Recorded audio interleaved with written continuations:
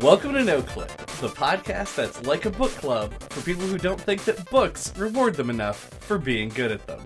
I'm Chad Ruthermans. And I'm Andy Kinnick. And today, we're going to be talking about The Legend of Zelda Twilight Princess HD, which was developed by Nintendo EAD, there you go. Yeah. Published by Nintendo and was released in 2006 on the GameCube and Wii, and with the HD remaster that we played being released on the Wii U in 2016. Yeah, I didn't realize until I looked that up that it was a 10-year anniversary re-release. No. Yeah.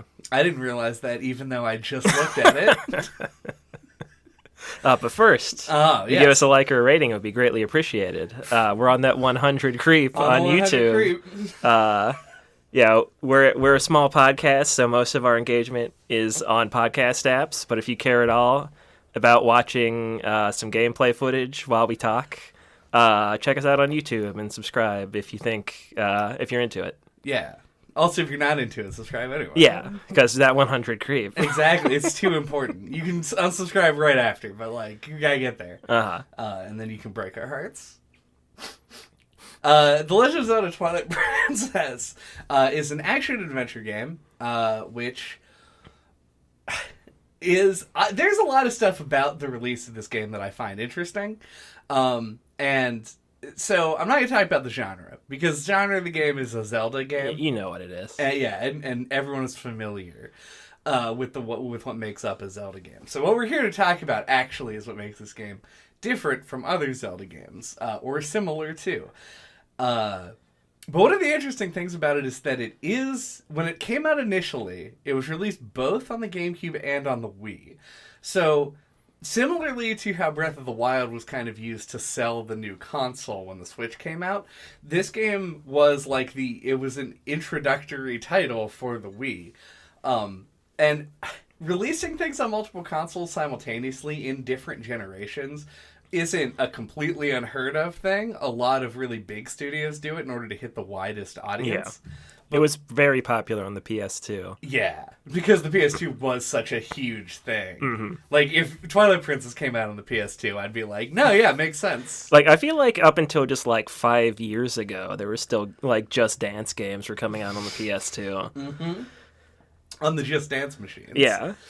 But for Nintendo to do it and with a Zelda game was pretty interesting. And we did, like I alluded to, see it happen again with Breath of the Wild being released on both Wii U and Switch.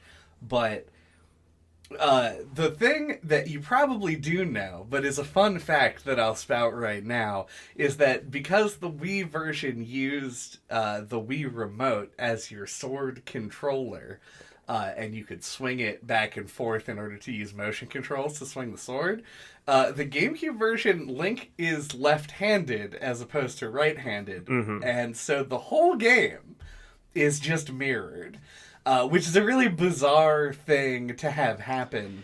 Yeah. They did this in past games, with Master Quest for Ocarina of Time. The game world is flipped, I guess, to make it feel that little fresh. Mm-hmm.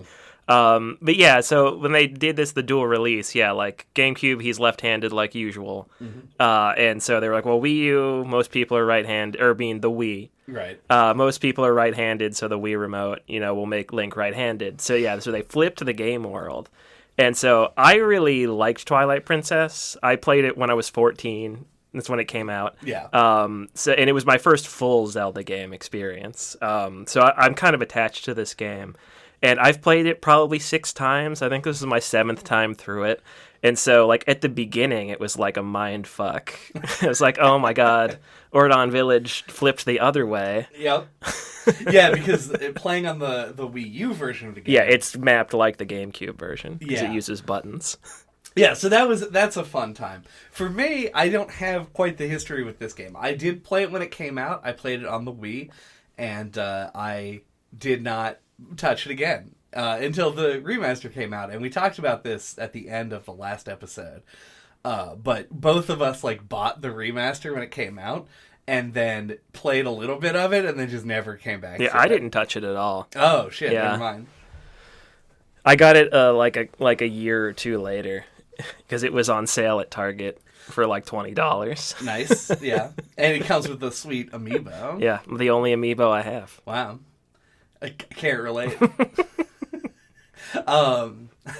But yeah, so the HD version is going to be the version that we're talking about.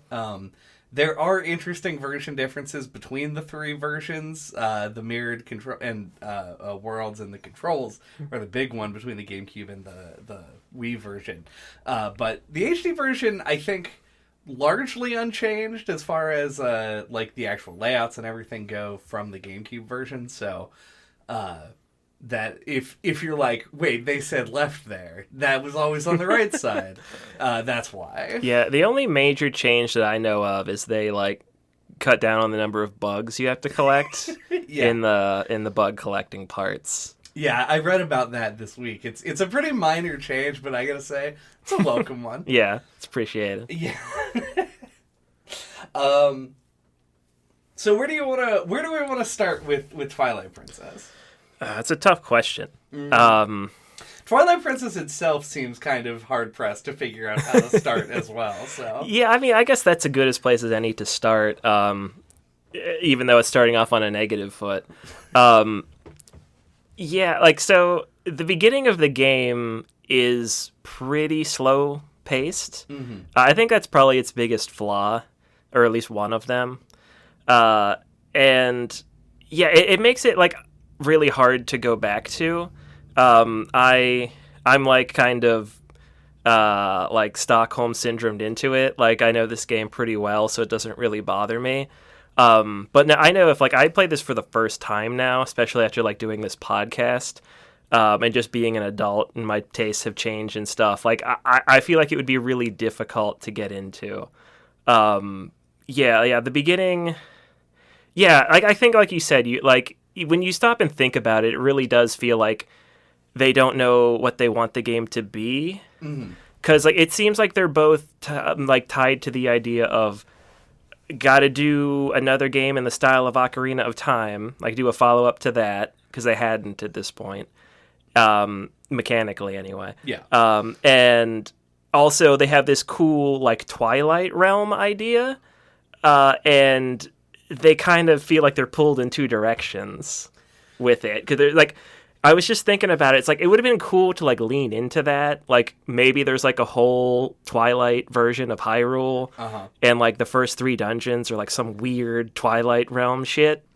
But no, you got to go Grass Temple, Fire Temple, Water Temple. So yeah, it feels like a little bit of like a missed opportunity, I think. Yeah, especially with this in the whole intro, right? Like, I think the further you go into the game, I think that the elements that the Twilight part of Twilight Princess bring to the table are actually pretty worthwhile. I think there's a lot of stuff in there that really serves the game and gives it, especially its aesthetic, like appearance, like what it does.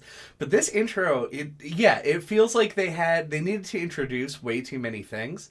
But I would argue that they probably didn't need to introduce all of them. At least all at once. You could do it in parts. And to me, it was really funny to come back to this, because this was the 3rd time that I've played the intro, 2nd time I've played the game. But knowing, because I was refreshed on the beginning of the game when I played it when the HD version came out, it's hysterical if you know where the Grass Temple is, or the Forest Temple is, how often you're like right at the threshold of it, and they're like, no, gotta go back to Wardon Village. It's dangerous to go alone. Yeah. So you like go up and like you're there, and I was like, oh right, the Forest Temple's here, I should get in there and do the thing.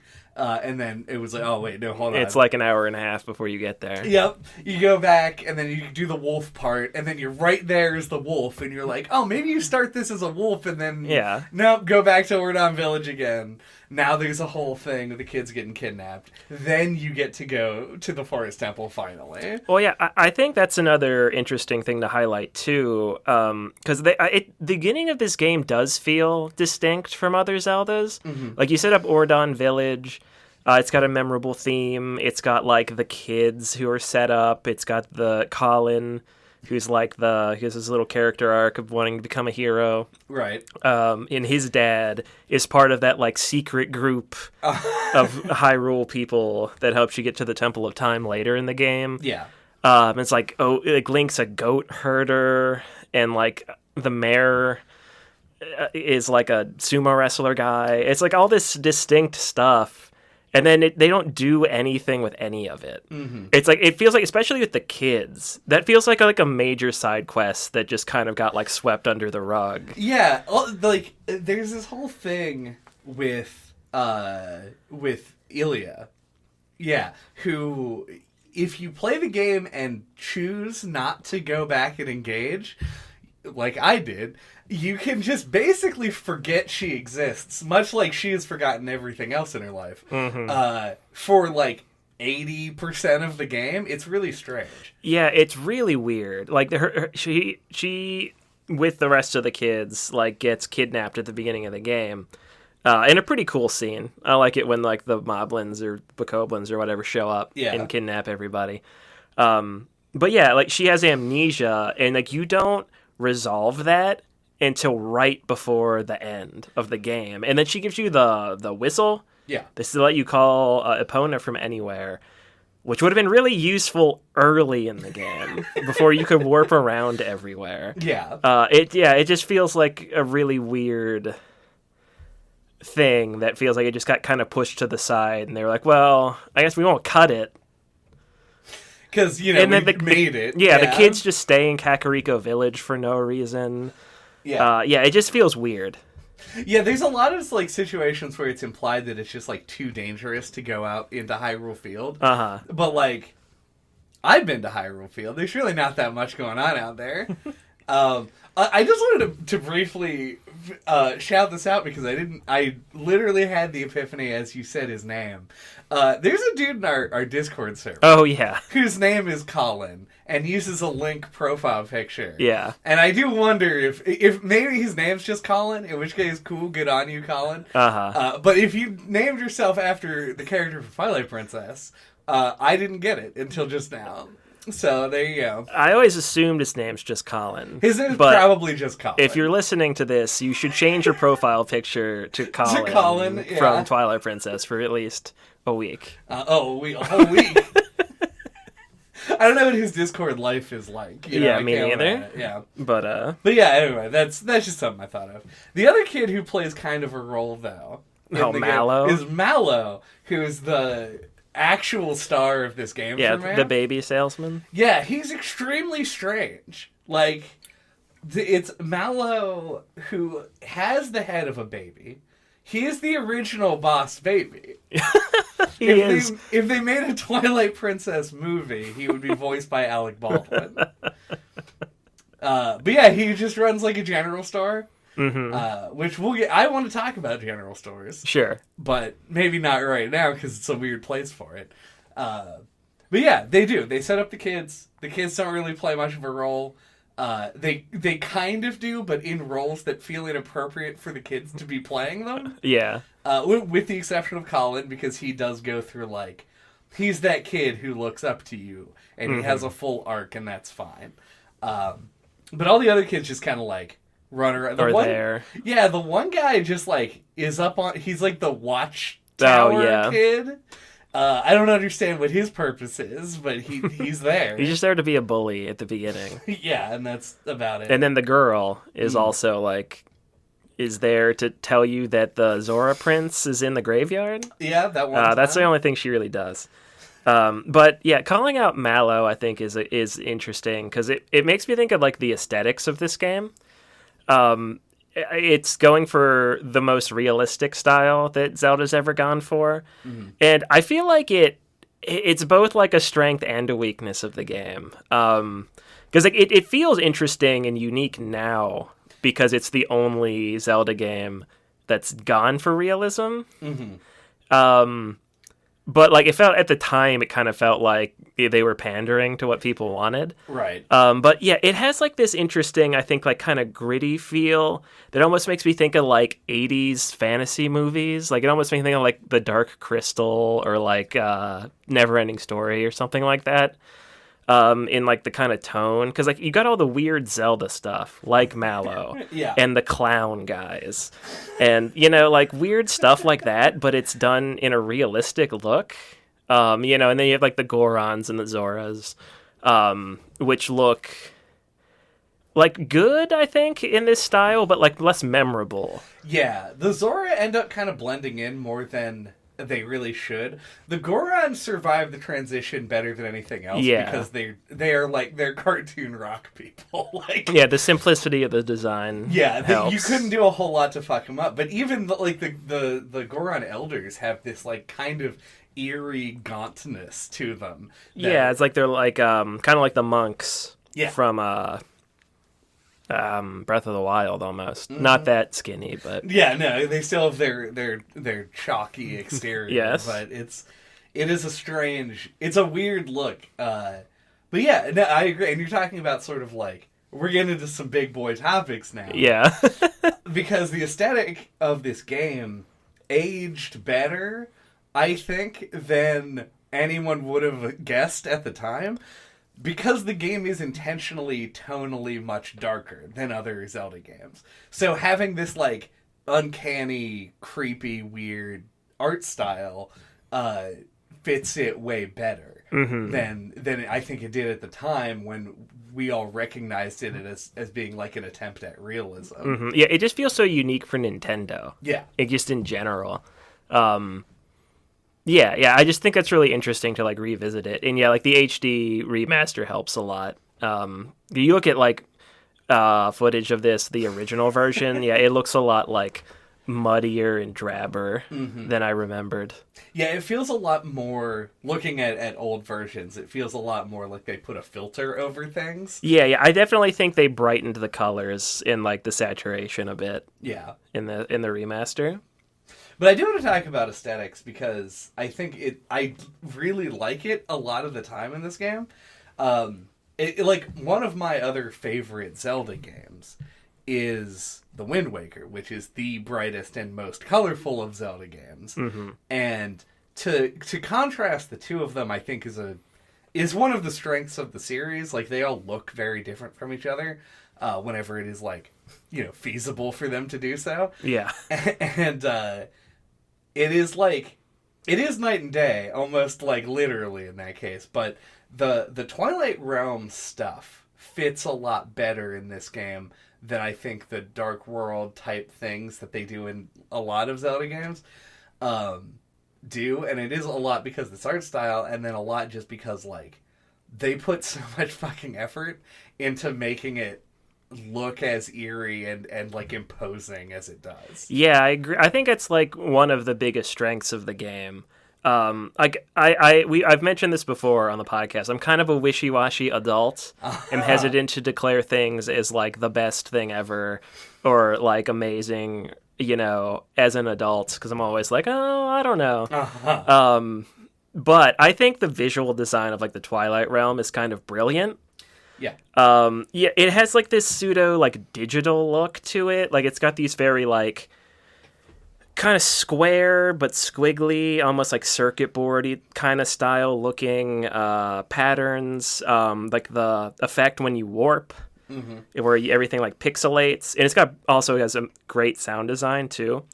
Like the bird enemies. Oh, it's always a bird when they honk. Yep. Is so cool. You got like the Twilight skybox and the little particle effects.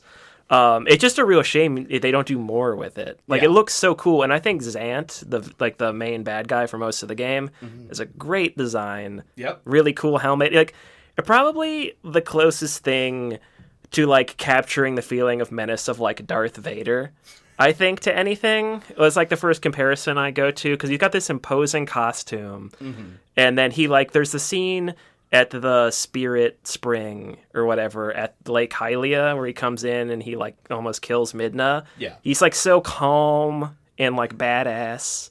It's like really menacing, and I'm like, it's so good. Yeah, like they do such a good job with it. Yeah, it's just a shame they don't do more.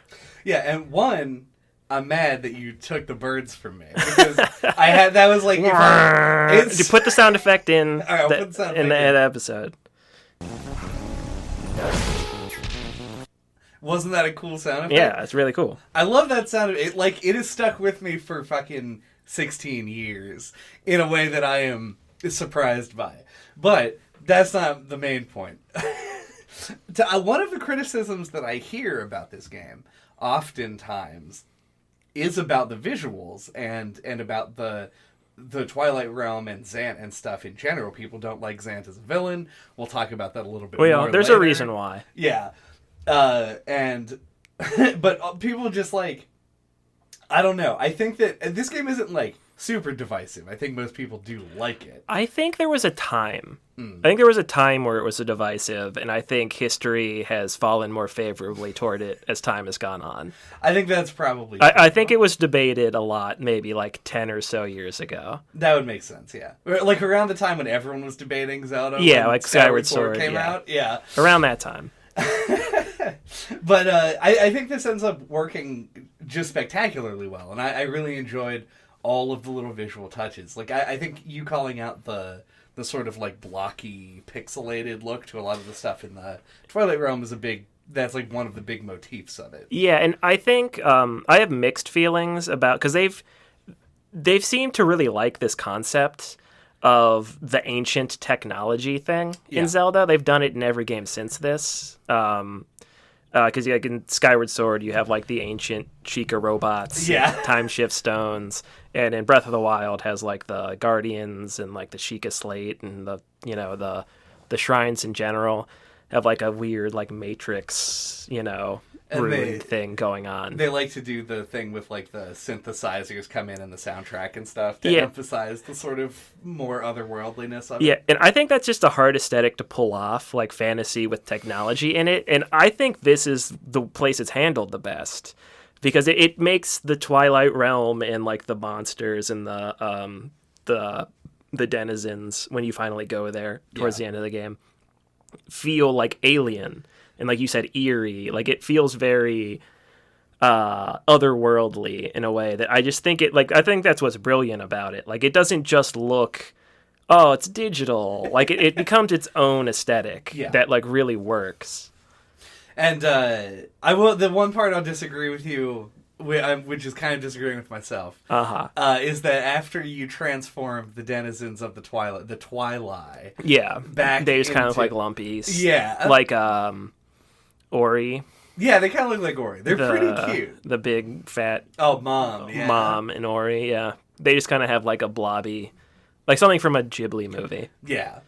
That's a good call. Yeah. If you took a Ghibli movie cell and dropped it in the mud, that's about what that scene would look like. Uh-huh. I'm not sure what would be the most cohesive thing to go to from here. Yeah. Same. Because I am tempted to talk a little bit more about the beginning and how it introduces sort of like mechanics and stuff to you. Yeah, go ahead and like as someone who hasn't played this game since it came out, like I'm curious what you think of the beginning of the game, because when I was replaying it, I was like, oh, Chad's gonna hate this. Like it's so slow paced at the beginning, and I think it's an undeniable flaw of the game is like how slow the beginning is. So I was curious what your thoughts were playing through it. Yeah. I mean, the benefit to this podcast, or the benefit for this podcast, is that I have played the game before and just knew what I was getting into. Yeah, that helps. Yeah, but having not played it in a long time, it is shockingly long, how much it is. And like, I'm not like skipping cutscenes because I need to be able to talk about them in the instance that they come up. We probably won't talk a whole lot about some of those opening cutscenes because they're really inconsequential in a way that is kind of disappointing, and that we've also kind of already talked about in the case of like the kids just vanishing off the face. Yeah, I mentioned the one cool one where they attack the village. Yeah, which is great. But there's two things that got me through it. One, how funny it was to keep getting so close to the forest temple without being able to go into it. The tension. Yes. It was always there, you know? I always thought I was almost at the end, and then when I finally got there, it was all the sweeter. And then two was Goat Inn. Oh, yeah. The fact that the little goat mini game has this, like, real goofy, like, arcadey big font. It felt like playing Super Monkey Ball. It had like a voiceover and shit. I don't know if it did, but it did in my head. It does feel very Sega. Yeah. And I found that to be really amusing and funny, and so I persevered through the beginning. I find it very questionable the things that they choose to try and teach the player from the beginning, though. Because you get the sword tutorial in the most cut and dry, boring tutorial way imaginable, where they're just like, do the attack where you press the B button. And I'm like, okay. And I realize in my head, I know that that's there because the original game was coming out on the Wii, and they needed to explain how the Wii motion controller worked to people because it's a new technology for most. But when you play it in the HD version, you just have kids getting really excited about you pressing one button. Yeah. And it feels really awkward and odd to see. But then they teach you the goat grab move, which gets used like once ever again. You use it to stop the Gorons. Yeah. And then you mostly just kind of run it. They teach you horse controls. I don't use the horse in Zelda games. Uh-huh. So I mean, sure, maybe you do need to know those things. And then there's a goat minigame. And then that's pretty much everything. And then they just take you on Midna and Wolf Link's wild ride for about an hour. And we can talk about the like Wolf Link introduction parts if you want to, but that's my impression of the beginning of the game. Coming back to it is just like, it feels like other Zelda games do their tutorializing in a much more natural way, and I do wonder how much of it was motion controls making them feel like they needed to really lay into it. Yeah. It's really weird. Like I think I was saying earlier, it's like they set up all this stuff in the village, like the goats really stand out, like it's going to be a thing. Yep. And then it's not. Yeah. You use it to throw the Gorons later. So it does do something. It feels like they were torn in a bunch of different directions at the beginning of development. Yeah, like it's so choppy. Like what they choose to focus on. Like the tutorializing with the weapons and stuff definitely stands out. It's just all stuff that like should just be skippable. Yeah. It's one of the things that like made me think they should really embrace difficulty modes in Zelda. I know they usually do a hero mode, which in most games, if I'm not mistaken, just makes enemies deal more damage, and like grass and pots don't drop hearts. Yeah. Which I think is very lame, and I almost never choose to do hero mode because of that. Mm-hmm. But yeah, like I think like doing I think it would add a lot more to development time, but like having a hard mode I think would benefit Zelda a lot. Because like that handholdy stuff, like it just solves their problems. Even if it just like cut out like the beginner stuff, I think it would make a lot of people a lot happier. Yeah, because choosing hard mode allows you to do two things. One being designed for the hard mode, which allows you to do a lot more interesting stuff, and then dial it back for the easy mode. Mm-hmm. And then also, allows you to say, because if the player elects to take the hard mode version of the game, most likely they're familiar with the game. Not a ton of people go into something that they know nothing about and say, give me the hardest version, please, daddy. Uh-huh. And so I do like sort of that idea of doing it, but Nintendo also famously doesn't really do that. Yeah, and like the games in general usually I don't think are too easy, but like I feel like the beginnings, especially in this era anyway, they feel like they just assume the player has never played a game before. Right. Like it's so dumbed down at the beginning that it can be frustrating, and this is probably the worst perpetrator. Possibly. If you listen to our award-winning episode that we definitely did do on Mario 64, you see, like, you take a game like that it was literally essentially new technology to anybody looking at it. The same way that motion controls are, but even worse because it's new technology to your brain, not just your hands. And so, and they don't sit there and tell you, you know, like, oh, go use the left stick to move and also look out for the curvature of the level or whatever, like this game does with every single thing you can do with the Wii remote. They just let you do it and you figure it out because you can make patterns. Yeah, I think, and this is pure speculation, it's the product of the GameCube. I think on Nintendo, that was the first console generation where they weren't on top. Yeah. And I feel like they've been way more conscious of like their financial standings ever since. Like that's like the Wii era is the era where they like made a bunch of decisions to like broaden their audience as much as they could and like to make their games accessible. A lot of people complained about that, like with the Wii and the Wii U. Yeah.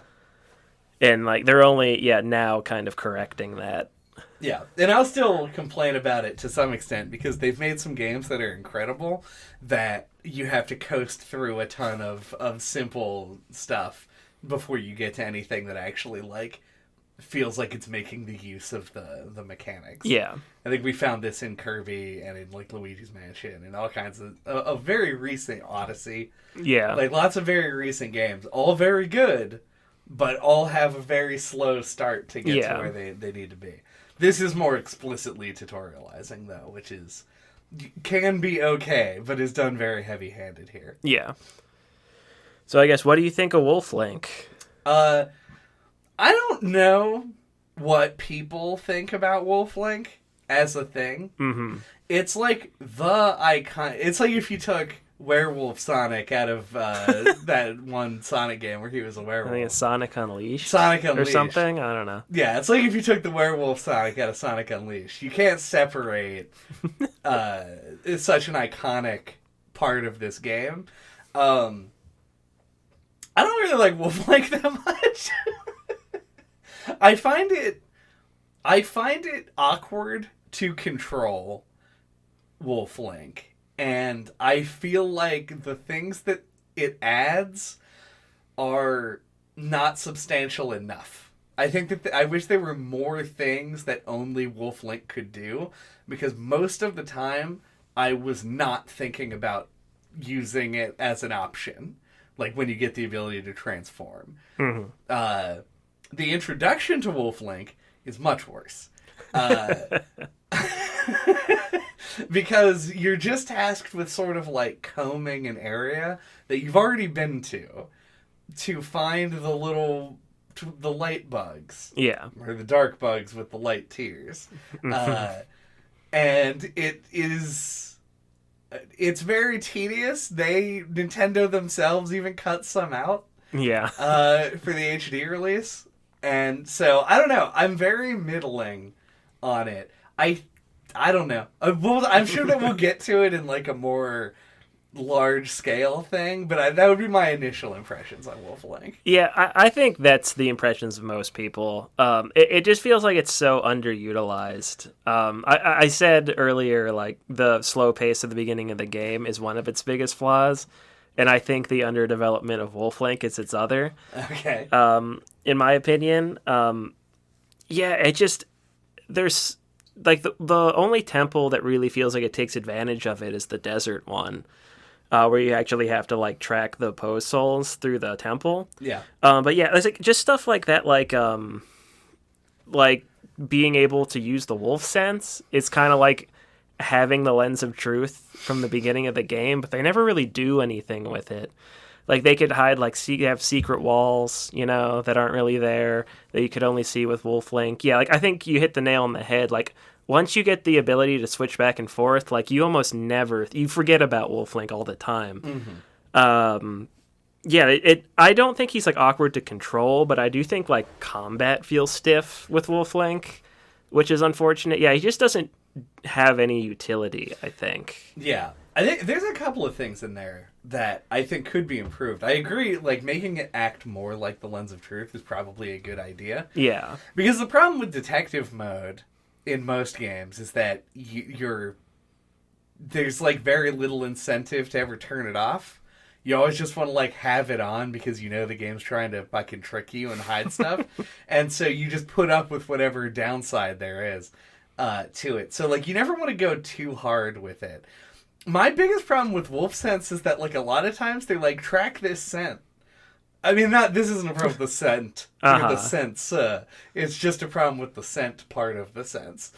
They'll be like, track the scent, and it's like if it just wasn't there, I still would have gone to the same place because their level design is still Zelda good. Yeah. And so I didn't need a line showing me where it was, which I guess is kind of the same problem people have with the dowsing in Skyward Sword. Sure. But yeah. It's weird. And, like, if Wolf Link wasn't, like, a menu option that you had to select, if it was something that you could, like, click a stick or something and transform, it could have, like, potential combat use, do a few combo lines or some shit. Yeah, but the way it is, just there's no incentive. Yeah, playing with the gamepad, I know you played with the controller, like, you can just hit, like, a button to swap, like, immediately. Which makes it a lot more, like, useful. That sounds great, actually. Yeah. My gamepad suffered the wrath of a heavy object falling on it. Yeah, you don't have to talk to Midna to change with the gamepad. Is there also a button to warp? No, I think you had to talk to her for that. Okay, I was going to say, that would have cut down the amount of time I spent on this game by, like, hours. You should just be able to go to the map. Yeah. At least with the gamepad, like, that would have made sense. Mm-hmm. But... yeah, that would be nice. Yeah, it would be nice convenience. But yeah, I think Wolf Link is like 50% of the way to a good idea, and just doesn't make it in most aspects, unfortunately. Yeah, and I actually think that, like, the whole bug collecting thing is kind of an interesting idea. Mm-hmm. I think it's dumb that they repeat the exact same thing 2 times. But I think it's really interesting to have to, like, find different ways into buildings and, like, have to interact with the world in a different way. Like, you're stuck as the wolf, which adds, like, an interesting, like, kind of tension to it. Like, I think you could have done more with that, like, people being more, like, aggressive towards you or, like, maybe, like, attacking you and stuff. Yeah.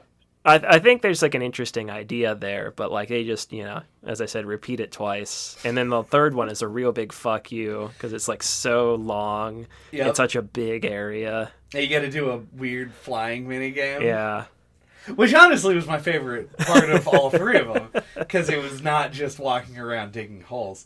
I mean, I guess, like, the benefit of it, because, like, I don't hate collecting the light things as an idea. It's like ice cream. I like ice cream. I don't want to eat a gallon of ice cream 3 times and each gallon all at once. It's just too much to do, and it's like a cognitive overload because it's not a combat thing, nor is it really exploration because they're all marked on the map. It's puzzle solving. Mm-hmm. And so you puzzle solve as Wolf Link, and your eyes go fucking cloudy because you're looking at this, like, inverted color scheme for most of the time. And then you immediately pop out as Link and go into a dungeon, and you do more puzzle solving in the dungeon. Mm-hmm. And it's like, sure, it's not like the Forest Temple's puzzle solving really fucking racked my brain, but at the same time, it just felt like I was doing a lot of the same stuff for a long period of time. Mm-hmm. Even though my character literally changed their ambulatory method and are now walking on 2 legs, it still felt too samey when it's, like, all mashed together like that. Yeah, I agree. It would have been nice to have, like, each area have, like, a unique way to purify it or whatever. Mm-hmm. Yeah, it just seems like such a weird thing. Like, we're really going to do this again? It reeks of we didn't know what to do with this. Mm-hmm. They had the concept of Wolf Link. Yeah. Because that's always the Zelda thing, right? It's like, since A Link to the Past, every Zelda game has had, like, to a duality. I don't know what it would have been in the Majora's Mask, but like, you know, everybody, I guess, past and future. Yeah, it could be past and future, but that's also that's a Ocarina of Time's thing. And so they were like, the Wolf Link thing. It's like, in the wolf form is from the Twilight realm. So now they've got two. If they had cut it, nobody would have thought like there was something missing. Yeah. And I think that's probably a bad sign. It is like a part of the iconography of the game.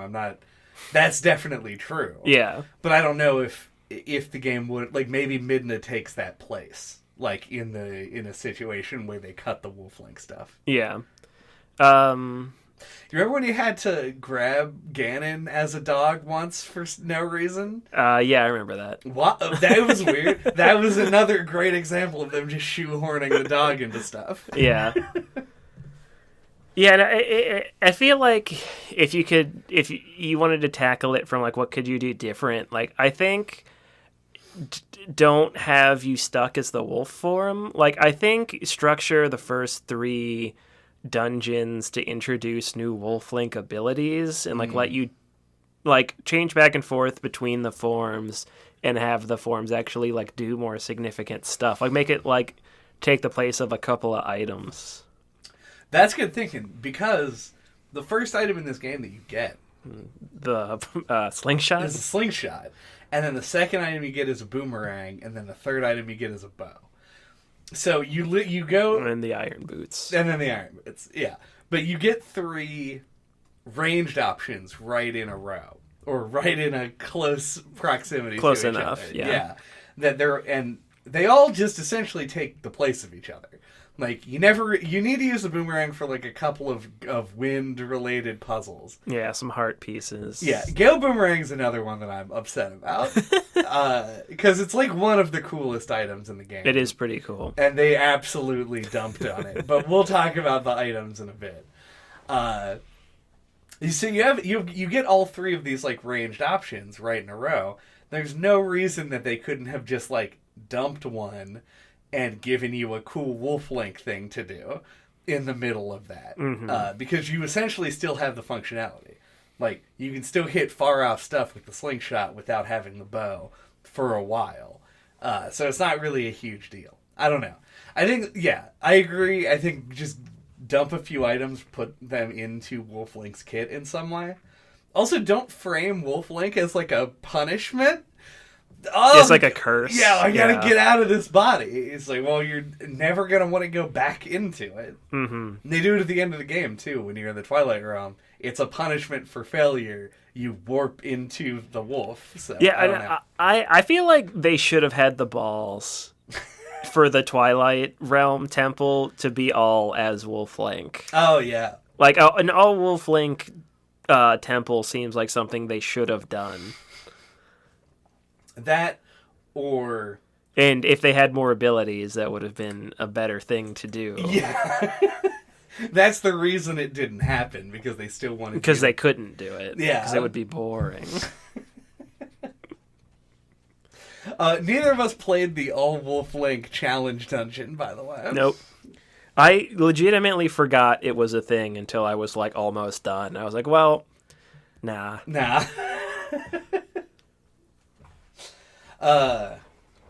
So that's Wolf Link. Let's talk about... I do like that he has the shackle on his wrist the whole time from the beginning of the game. I agree. This is an aesthetic touch. Yeah. I like the design of Wolf Link. Yeah, he looks cool. He looks very cool. It's like a good... Because they describe him not as a wolf, but as like a sacred beast. Mm-hmm. So the fact that he has like this intricate fur pattern makes a lot more sense. Yeah, it almost reminds me of like dreadlocks or something. Yeah. Like a little mane. Yeah, plus with Midna on the back kind of adds to that whole thing. Yeah. I was going to open this podcast and then thought better of it with The Legend of Zelda Twilight Princess is Nintendo's first entry into the Omegaverse. Because of there's like a Midna Wolf Link romance sort of angle that's happening. I actually, like, I don't know if this is the right time to talk about Midna, but, like, I think she's such a great character, and she's flirty with him when he's a human too. And I think that's a fun part of her character, that she still acts like that towards him when he is a wolf. Like I just think that's like an interesting aspect of her. Yeah. And the fact that, like, she herself is, like, transformed. Yeah. You're right. We should talk about Midna. Yeah, we'll unpack Midna later. Yeah. But what we should talk about, since we're sort of on the topic, is the items in this game. And mostly because it's burning. It's a burning thing for me. Absolutely. That I think that the spinner, the dual claw shot, and the ball and chain get mad hate, and it's not the item's fault in any of those cases. I think that the unique items in Twilight Princess are maybe, like, taken holistically with the weapons that are unique in each game, maybe my favorite of all of them. Yeah, no, I don't know if people hate on them so much as that they just complain that they're, like, underutilized. Yeah. Which they're correct about. Like, I think this game does a really good job of continuing to use the classics. Like, you use the bow a ton. You use the hook shot a lot. You use the bombs. You know. Use the iron boots. The iron boots, yeah. The classic ones get used well, but, like, the latter game stuff definitely suffers. Yeah, and I agree with the ones you called out. Like, the ball and chain is so satisfying to use, and the spinner is maybe the most unique item they've ever had. I think you're correct in calling that out. Hashtag bring back the spinner. Try it at least one more time. We need the spinner at least one more time. Yeah, and, like, the Dominion rod is cool, but it's, like, you know... Also, I think it was in a 2D Zelda game as well. They had, it was like the command melody from Wind Waker. Also but you just... instead of having to do a cutscene. Which means better. Which means better, yes. Yeah, I know, I agree. Like, the unique items are all pretty cool, and they do bring back the dual claw shots in Skyward Sword, and they just give them both to you at the same time. They don't give you one and then upgrade it later. So I guess they agreed on that front. Yeah. But yeah, no, I think it's like, it feels like a half and half. Like, I think they do a good job with the classics, and then the new things are very cool, but you use them like 5 times. Yeah. It's like spinner for me is the worst, is the most offensive that they did not come up with a good use for it, because it's so cool. It's very cool, and it could be upgraded horse, right? Like, it's a better to just get around option. Yeah, because you can just get on it and move. If they just didn't make it immediately lose all momentum unless you were attached to a track. Like, I think I like that it doesn't just go, because, like, I feel like it feels like a balancing thing. Like, if you could just ride, because it does damage, it has a hitbox. Yeah. If you could just ride it around, you could just, like, kill enemies with it, probably. I mean, the horse does. I guess. I feel like it's like factored in how to, like, the items designed in the dungeon in the desert temple, that you can't just ride it infinitely. I think the missed opportunity, it's just like, you could use it in, like, the preceding, like, 2 or 3 dungeons to, like, just get around. Like, it's not hard to imagine, like, this bridge is gone, but there's, like, a spinner track on it so you can get across, and, you know, like, it's not hard to imagine them using it like parts of the spiral staircase are gone, so you have to spinner up it, you know, blah, blah, blah. It's a lot more interesting to do than to climb vines or climb a ladder. Like, you know? there's a piece of heart, I think, the south of Clocktown, Jesus. It's of very south of Clocktown. Of Castletown. You have to hook shot up to a thing, there's a spinner track, and then you have to, like, do the jump off to, like, a platform to open a chest. And even just that little thing is like, oh, that's cool. Like, you had to ride the track and jump off it at the specific time to, like, land on a spot. You could do that, lots of puzzle stuff with that. There was one... I didn't do much of a completion of this game. Yeah. I mean, it's long. It's a long game. Some might argue, I might argue, too long, but we'll get to that. which is like the 15th thing that we'll get to. So just buckle up. Mm-hmm. But I found a piece of art that was like a spinner track related piece of art. And yeah, it was a super fun time. Is it the one in Hyrule Field? Where you like go back and forth between the two? Yeah. I know the one. Yeah, it's one of like the 3 that exist. Yeah. It's like, it doesn't involve a spinner track because it's only a couple. Uh-huh. I think Spinner's great. Spinner's very cool. I don't like that they relegated it to be like a door opener later in the game. I actually thought that was kind of cool. It's like cool a different idea. usage of the item. But yeah, it's the fact that that's the only other appearance it makes. Yeah, it makes me long for the days when the spinner did anything else. Oh yeah, and like in the boss fight, like how you had to like plunk it in the middle and then like raise the tower up. It's like a cool set piece. Yeah, very good. That boss not so good, but we'll get sure. We're coming up on a half here, and then it's going to be a big. Yeah, we'll get into more specifics. Yeah. So double claw shot I think is the thing that most deserves the ire, because it is. Well, it's like Last Temple syndrome. Yeah, it's like like funny almost when you get it because you're like, oh, what new and crazy Zelda item am I gonna get in the last dungeon? Second claw shot, and it's used exactly the way that you would expect it to. Yeah, your Spider-Man. Yeah. And anything that's designed around using the double claw shot instantly becomes 3 times more tedious. I don't know how they turned twice into 3 times, but they managed to do it. But Ball and Chain, great. Ball and Chain is the Megaton hammer. Yeah, it's just better hammer. But fixed, exactly. Yeah. We talk in the episode that we did on Ocarina of Time about how the Megaton hammer is a weird thing because it's supposed to be, it does like double the damage of the Master Sword. But it's so short. Yeah, it's real short and you carry it around like it weighs nothing.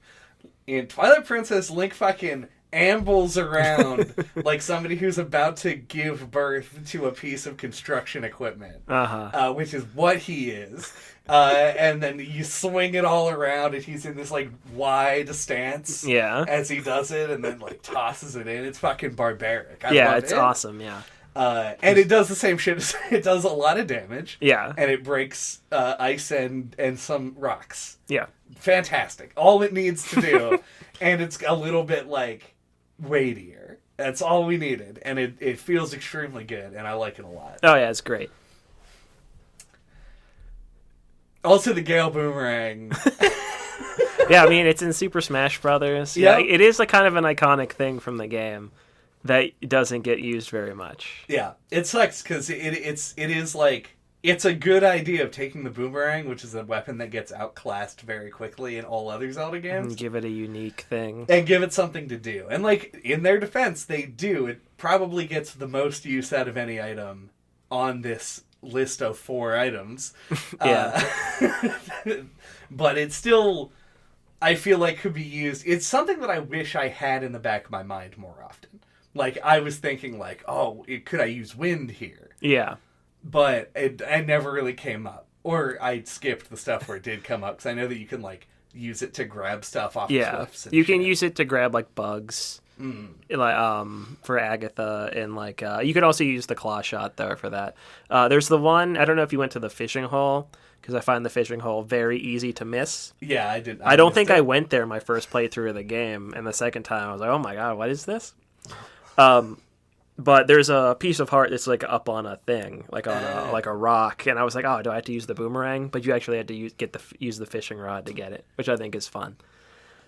See, you were thinking about the boomerang. I was, because you knew. Because I know cool. There's like a piece of heart, and I think the first section of Hyrule Field is just like in a tree that you can use the boomerang to get. So that if you see that, if you happen to notice it. I think that was always a thing that like lodged boomerang in my brain. It's like a thing I could use. That makes sense.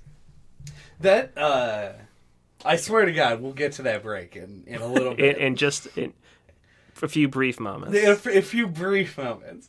But I did note one of the first things that I noticed is that it takes 5 pieces of heart now to create a heart container. And the reason for this, presumably, is so that they could just fucking stuff more little puzzles and hidden secrets and minigames all over the place. And what it did to me was make me go like, I feel like I'm being ripped off. I got 4 additional hearts, so I found 20 pieces of heart. Mm-hmm. I think game. I might have gotten 20 or 25. Okay. I don't remember. It was like somewhere around there, and I found a lot of them in dungeons, which is actually cool. I like that as a thing, because they're pieces of heart that you can guarantee the player at least has like a good chance of finding. But yeah, this game has so much going on the periphery that is, like the fishing hole, very easy to miss, and 2, maybe not as welcome as the mini games in some of the other titles, in my opinion, anyway. Mm-hmm. Any thoughts on I thought you were going to say, and we'll talk about that after the break. Oh, okay, and we will talk about that after the break. I thought that's what you were building to, like, 100%. Nope, not at all. But we'll do it.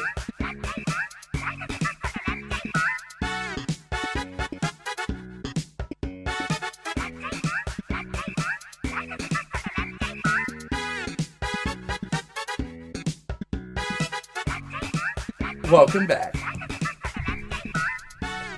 So do you want to talk about those mini games? Yeah, let's talk about the... So you seem to have opinions on them. Yeah, I have some opinions. Okay. So it's less necessarily about the mini games and more just about the, like... It's more about just the vast number of things that are in this game that I remember doing when I was a child and don't remember doing... AKA teenager. A teenager. A teen child. Uh-huh. And a man baby. And don't remember doing now as a man baby. Uh-huh. Because it seems like... Yeah, you mentioned the fishing hole. I knew it existed, but I did forget where it was. I'm sad that you didn't go there, because it's big... my own personal big inspiration for our hypothetical game that we'll never make. Okay. Because I feel like the tutorialization of it, you go out on the boat with the fishing hole girl, whose name is like Hilda or something. Sure. It's not that. That's from A Link Between Worlds. Yeah. But it's like a short name like that. But anyway, she goes out on the boat with you, and it's like this beautiful location. Like, it's like needlessly pretty. And it just feels like this romantic fantasy of like one of the developers. And like that was my idea. That's what I brought to the table. Okay. For the our hypothetical game that we'll not make. Yeah. Which is a fishing dating sim game. Yeah, for everyone wondering. Yeah, I just didn't find it. I know that I did it when I played it originally. It's right next to the river rafting thing. The woman with the afro. Yeah. It's like there's like a door.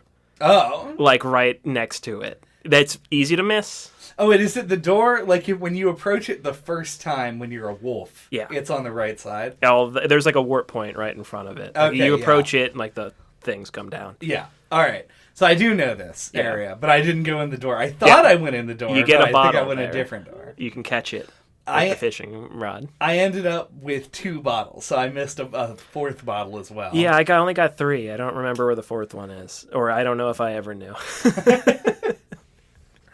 So that was the fishing minigame. The boat, I think the boat becomes a minigame, right? Yeah, you can raft down. Yeah.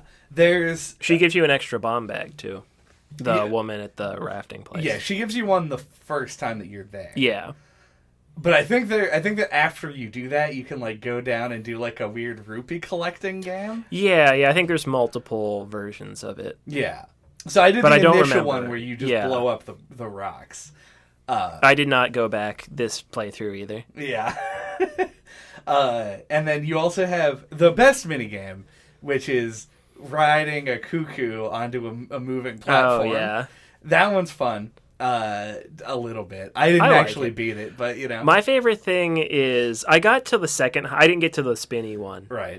But it doesn't fucking matter. You get the post soul and the piece of heart. I don't know what's on the very top one. I don't remember. I would have assumed that the very top one is the piece of heart. No, the non-rotating one is a piece of heart. Oh, damn. Maybe there's another piece of heart. I don't know.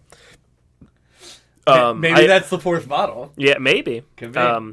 But I noticed, I don't know if I knew this before, but like when you're flying out, when you're like going back, if you look back towards the house that you jump off from, there's like a little cliff underneath where there is like a post hole in one of those places where like Wolf Link can like crawl into the ground, and it's a little underground cave. Ah, okay. I did not. Yeah, I thought that was fun. That's neat. As you just alluded to, there are post holes. Yep. In the game. Post holes are back. This is one of my favorite things. Post holes are back, baby. Well, there's like fucking 60 of them, which is ludicrous. Yeah. I think I only got like 40. But I love 15. instead of that's one thing they do with the wolf form. You have to do wolf form to fight them. Yeah. Instead of the usual Skulltula thing, they combine Skulltulas and Postholes in this one. I just think the character who's like turned to gold, who's Giovanni? who's in this secret house in Castletown is like weird and cool and creepy and memorable. Yes. I do love... And it has that 80s movie vibes to me. Yeah. He almost has like a Jim Henson puppet look. It almost kind of reminds me of the Muppet Christmas Carol, like the giant, like Ghost of Christmas Present puppet. Oh, yeah, a little bit. I don't know why, but anyway. There's to make a reference that assuredly no one will get. There's we just watched. You introduced me to give proper credit. To the anime Jack and the Beanstalk. Oh. And the treasure room. Yeah. You get there and like all the treasures just like laid out, and it is immobile gold. Yeah. And you go through a treasure chest to get into the sewers. Oh yeah, that is exactly like that. It's so good. So sidebar. Yeah. There's this Japanese animated Jack and the Beanstalk movie from like the 70s. Look it up. I think the whole thing is watchable on YouTube. It is goofy and fun to get drunk and watch. Yes. Or just fascinating if you don't drink or anything either. Check it out. Yeah, it's just a good time. Yeah. And I also recommend it. Yeah, so unsidebar. Yeah. So my greater point here is that there's also the star minigame. Oh, like the claw shot thing? Yeah. Yeah. So there you go. Those are the minigames that I remember. There's probably more. Yeah, like there's probably at least one more, but it doesn't matter. Yeah. And all of them are... I'm mixed on this by a lot. One, I definitely didn't do like any of them. So take this with a grain of salt, because I skipped the majority of this content. And so I'm working off memory that's very old. I like that they are more distributed around the world. There's a lot of different places that have different minigames and things to do. Snowboarding. Oh, and the snowboarding. Yeah. That's more like a difference in kind, unless you can like go back and... You can. Fuck. There's like time trials and stuff. I didn't know. Yeah. Dang. Well, there it is. Snowboarding. Yep. Kids too. There's a...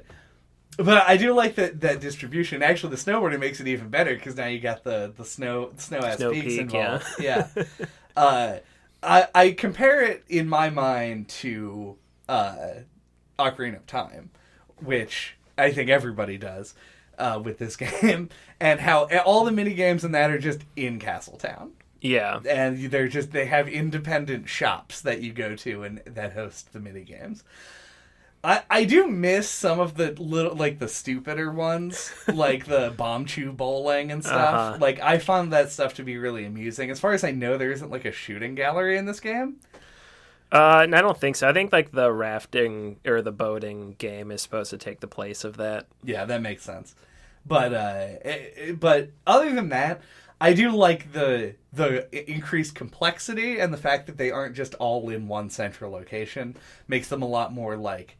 I'm way more likely to engage in them if I feel like if I leave, it'll be like a hassle to come back and do it again. And I mostly didn't do them this time for time reasons. Yeah. So. Yeah, I think none of them, except for maybe the snowboarding, for me, stand out as particularly fun. But I like that there's so much. I think I agree with your statement that you alluded to, that there's a little too much in this game, which we will continue to talk about. But I do like that in a way, I do like that there's so much to do. I think if you were like a completionist, it might drive you crazy a little. Yeah. But like if you're not, it's just like there's so much to do, and you can just kind of do it whenever you feel like. I find that really enjoyable about it. Yeah. Like it feels like there's always some little nook or cranny of the world you can go to and do a thing. We made reference on the Ocarina of Time episode that like Ocarina of Time is like the one game that you got for the summer. This game feels like it really it would hit that mark. Yeah, like when I'm actually kind of surprised it didn't bring this up towards the beginning, but like I got this when it came out. I played it when I was 14. It was my first full Zelda game that I played. And like I just remember like it just kind of like blowing my mind at the time. It felt like it gave me something I'd never knew that like I wanted. It felt like so big.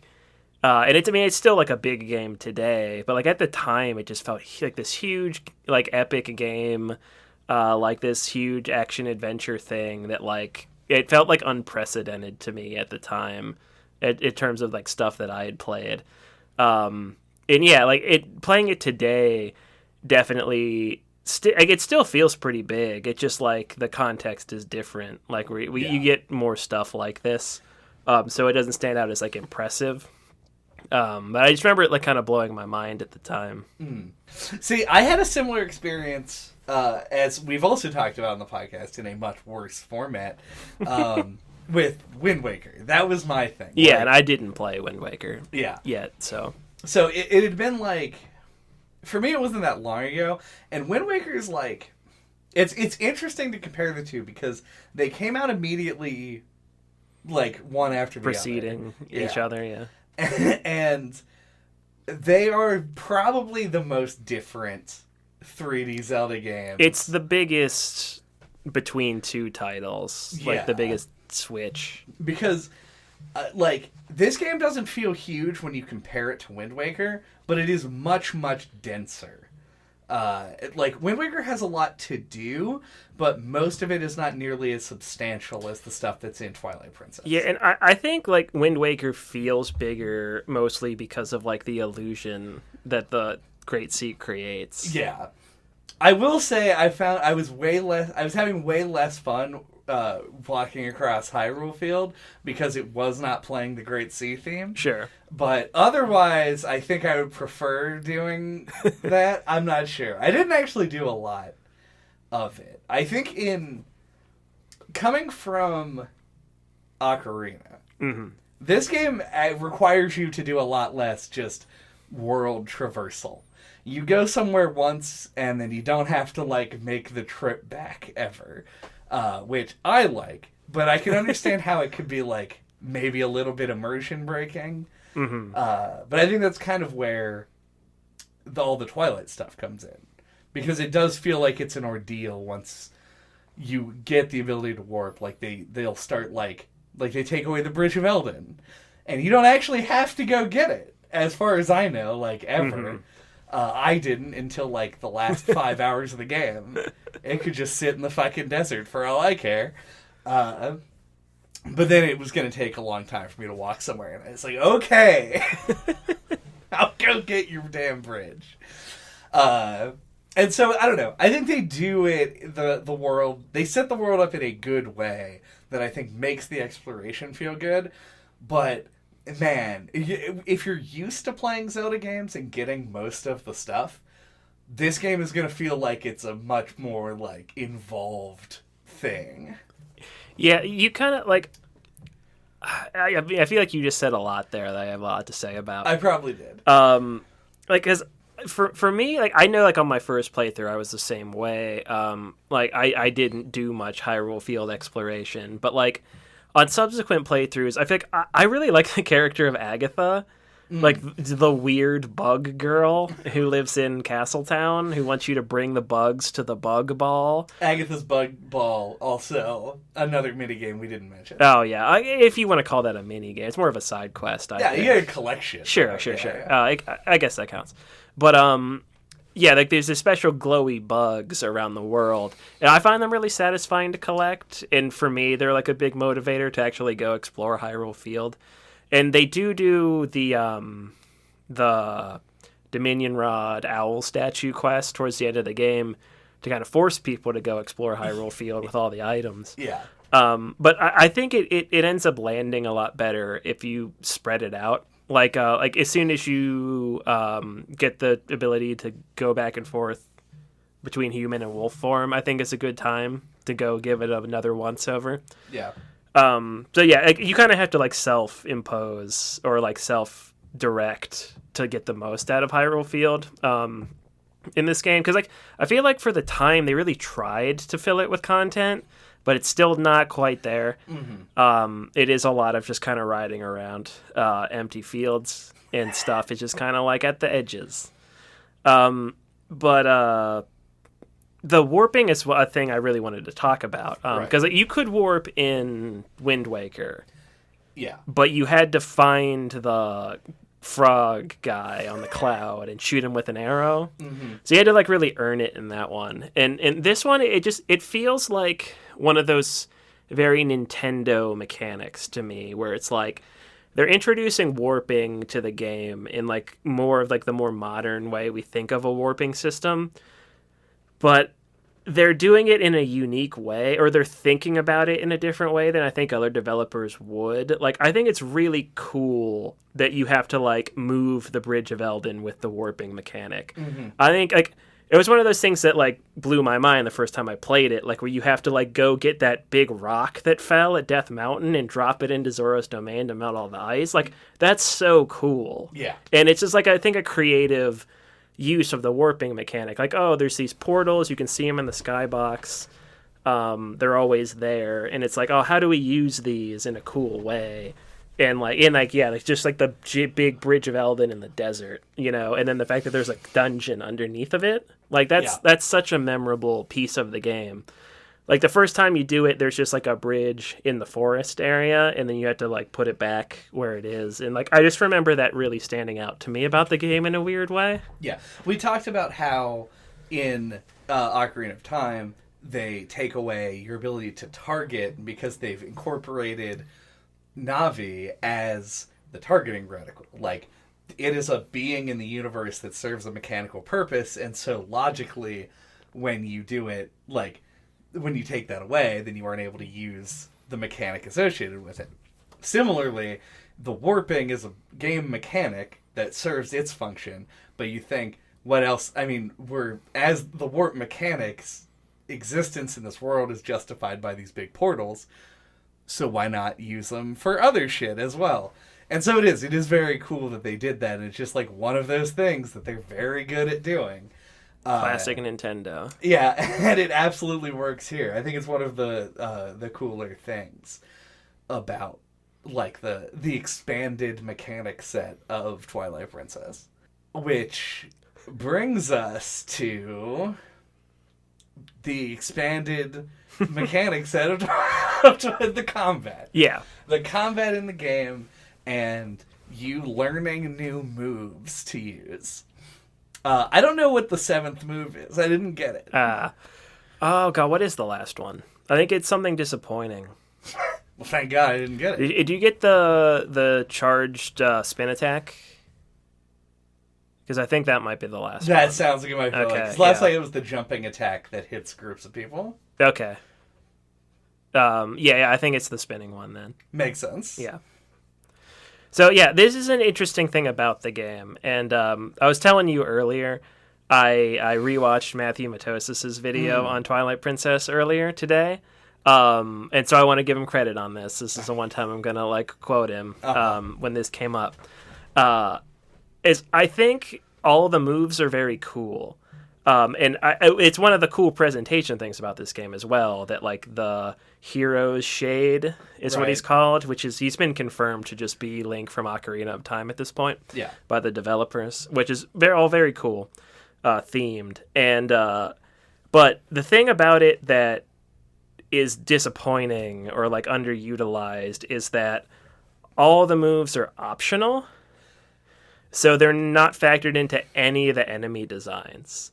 So, like, and you compare it to the Wind Waker, where the Dark Nut enemies, like, you have to use the counterattack on them because you have to learn that move in the game so they can use the move in the enemy designs.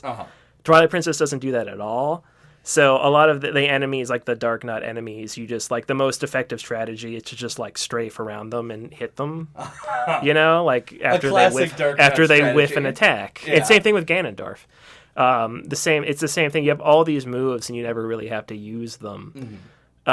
So yeah, I think it's another one of those things in this game. It feels like a missed opportunity.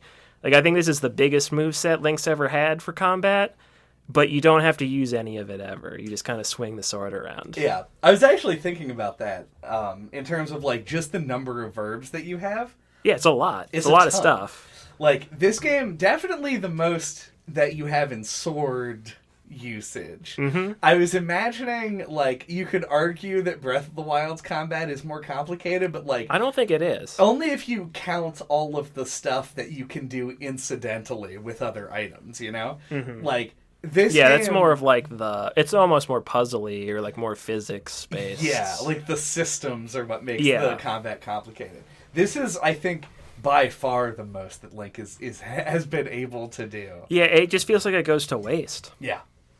I don't disagree. I will say I use them a lot. I ended up on this playthrough especially. I made it a point to use them. I really like the shield bash. I think that's great. I like the spin around move. Yeah, like the jump around their back. Yeah, that's the best one. That one's real good. It feels really satisfying. The one that I used the most, though, by a long shot, was Mortal Draw. Oh, yeah. Where you just walk up to some guy and you're like, ah! See, that one feels so situational to me, but maybe I'm just not putting the sword away ever. It is, but also if you're an idiot, sure, you just run around and go like, let's try and Mortal Draw this guy. It's the funniest thing. Yes. Therefore, it's your favorite.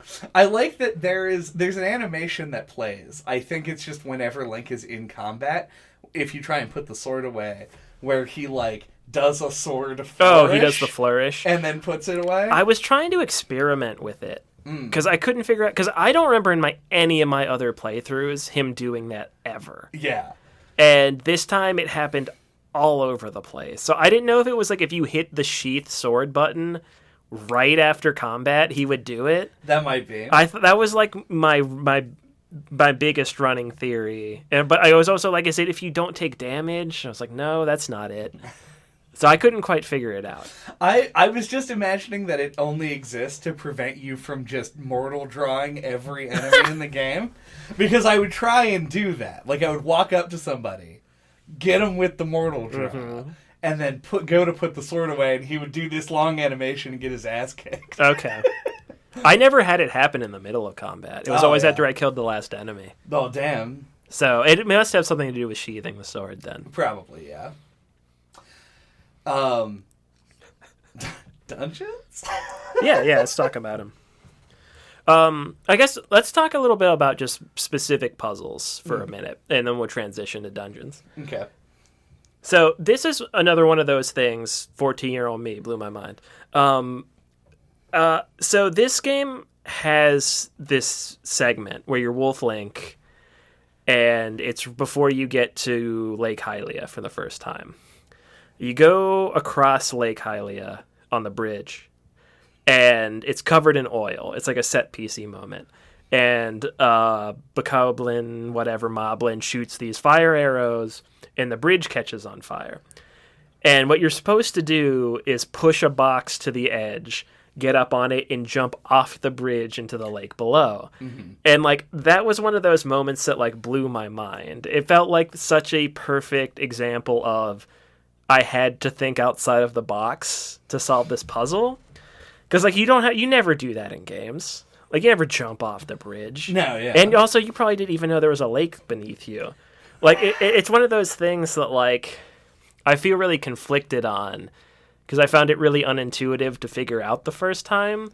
But the moment has stuck with me. Like, I think I told my high school girlfriend about it. Like, it's one of those things that impacted me so much that, like, I was like, I have to tell someone about this.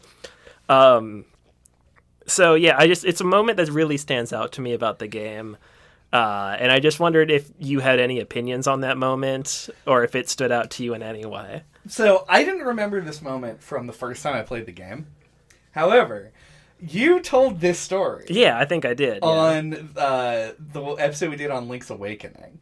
And I literally only knew how to solve the puzzle because I told that story. Because you told the story. I was like, right.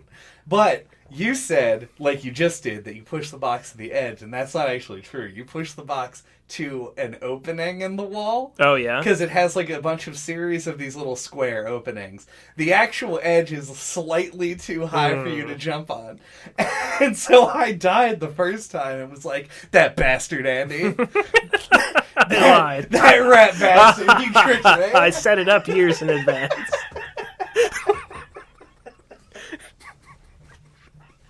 But then I was just like, oh, I'm just dumb, as it turns out, and knew the thing.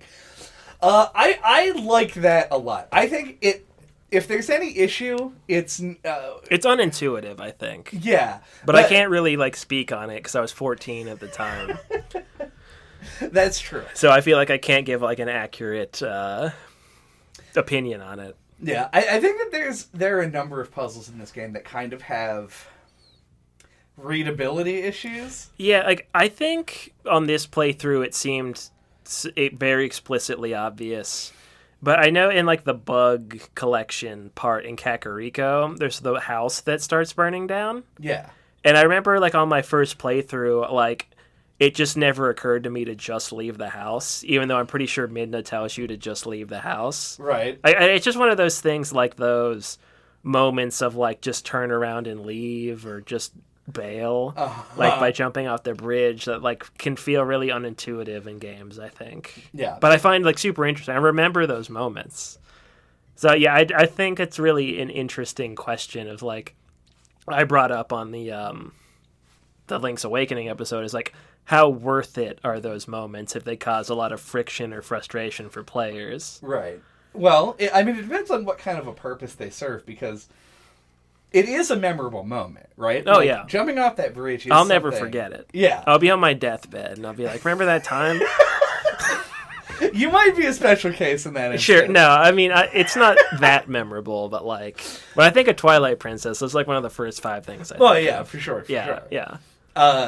But one of the things I think it actually does do, though, is, why is it unintuitive? And the reason is because most of the time in a game, that isn't the solution. There's, like, an invisible wall at the side of the bridge, and I don't remember if they give you a cutscene beauty shot of, like, Hylia before this moment, but, like, you might not know that there's a lake down there. Yeah. But so if you don't, then that's another thing working against it. Yeah, you're like, well, I could jump off this bridge and die on the ground. Yeah. But because before you go there, they even say, like, oh, Lake Hylia is, like, all dried up. Yeah. Because you fall in, good thing there's water in that one spot. Exactly, yeah, like the one last reservoir of the lake. That's funny, and I didn't think about that. But what it does do, arguably, is a little bit of character building. Because the hero of time, Link, he would try and put out he would not let that house explode. He would be like, oh shit, I gotta, like, bust out the freeze rod or whatever and try and, like, fix the problem I caused. But I think Midna, as an influence on Wolf Link, would just let the house explode. Oh, yeah. And in fact, after the house explodes, Midna's like, well, whatever. Yeah, you can't make an omelet without breaking a few eggs. Yeah, she's definitely, like, very selfishly motivated in the first part of the game. Yeah, and I think it rubs off on Link, because Link ends up being more of this is the most mischievous troublemaker Link that exists. And I think that the moments like that actually do help with that because the player, or at least me, like the player myself, will be influenced by Midna. Yeah, you become attached to Midna over the course of the game, and so I think that like having those moments that emphasize sort of like the more cavalier attitude of this game, and that theme of like you can't save everyone until at the end when Midna's like, God damn it might suck, but I'm gonna save everybody. Yeah, like it's a good building moment. And I don't know, I like it for that. As far as how good it is as a puzzle, I can't speak on it because you poisoned me. Sure, yeah. I now will also die knowing the solution to the puzzle to this one in this game. But I don't know. I do like it. I think I come off very positive on that stuff. Yeah, it's definitely stuck with me, so I'll say it's definitely positive on that front. Yeah. I gotta watch some people stream this, like blind, to see what they think of it. But anyway, so dungeons. Dungeons.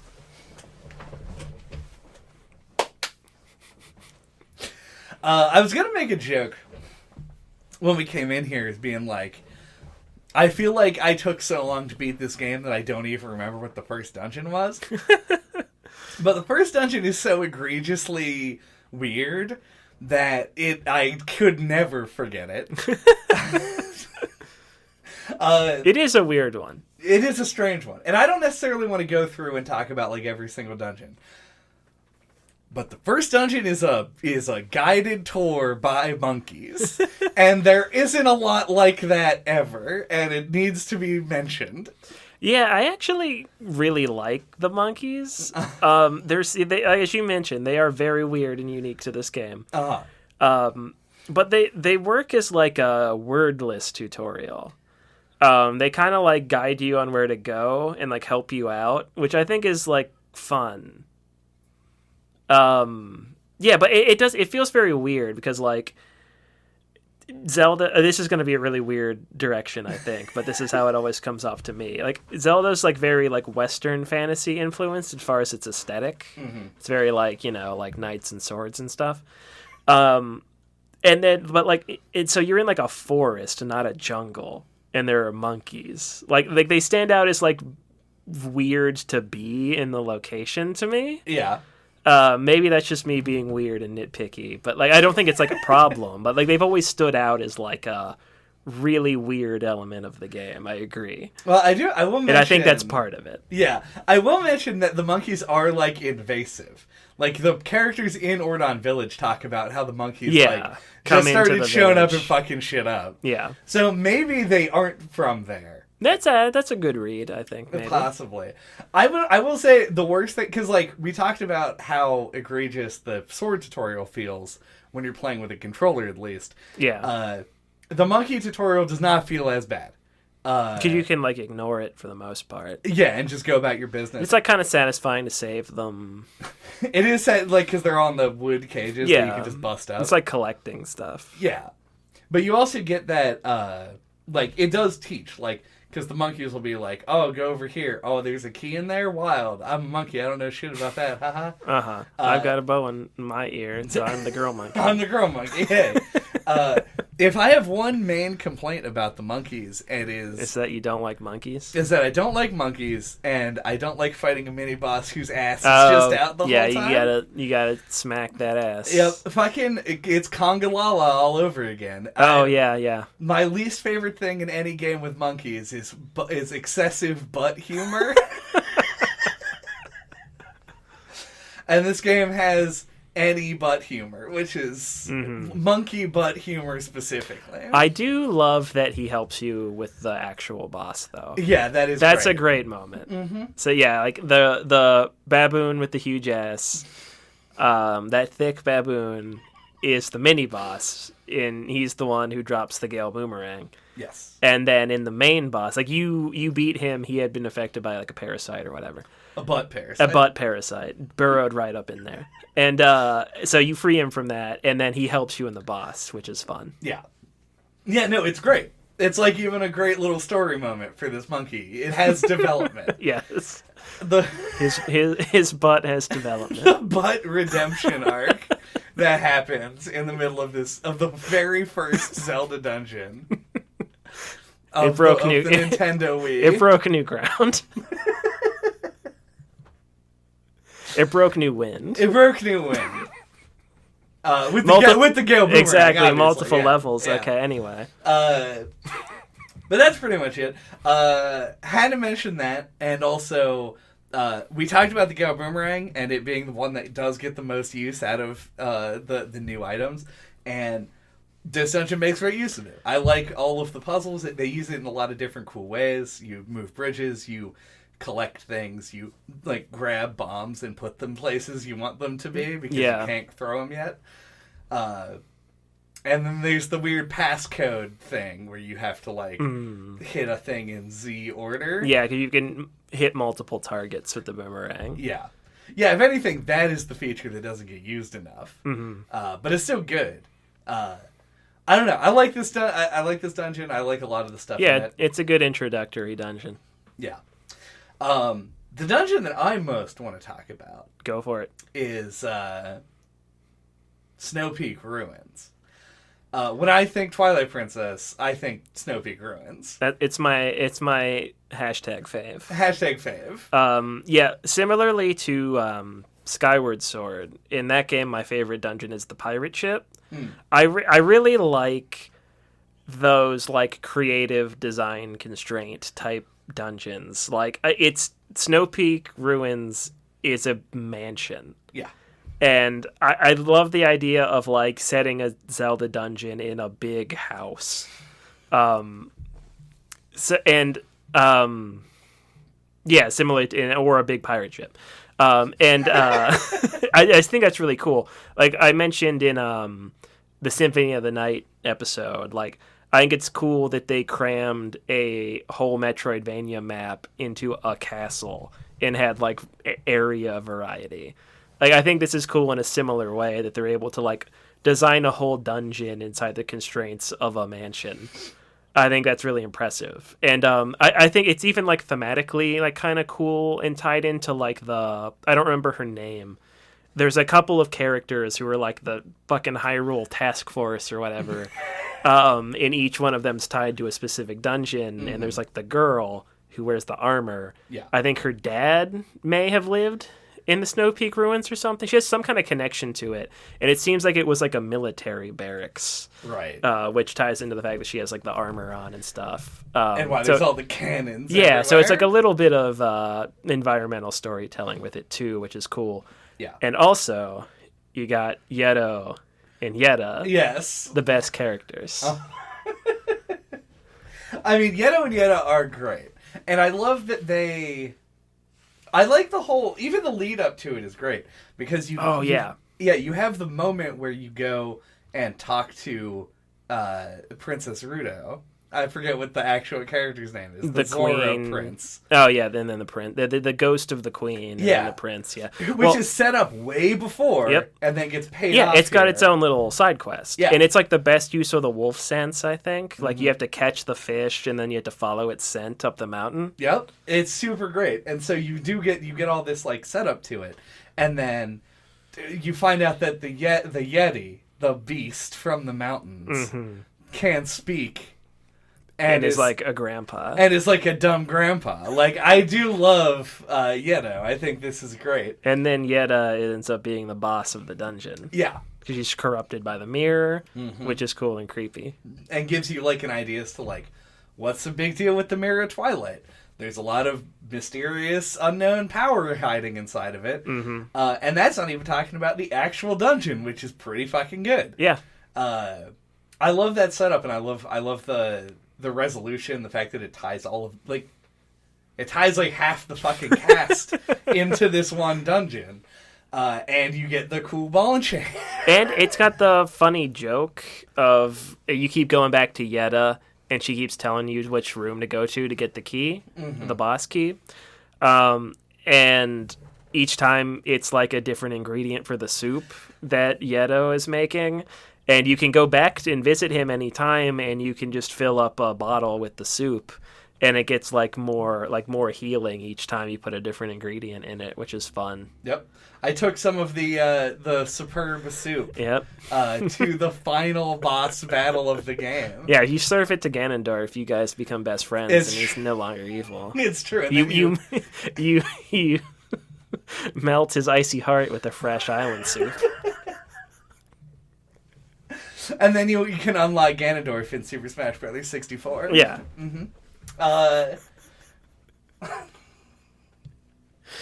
All of the secrets aside, I do like this dungeon as well. I think one of the things I was thinking about, potentially before I got to Snow Peak, I kind of forgot going through, was like, I feel like, and I'm loath to say it, that I felt like the dungeon design in Ocarina might actually be, on the whole, a little bit better than the dungeons in Twilight Princess.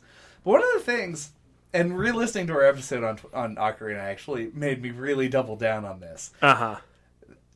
In Ocarina, we specifically note the Forest Temple as being one where the design is cool because it loops back in on itself.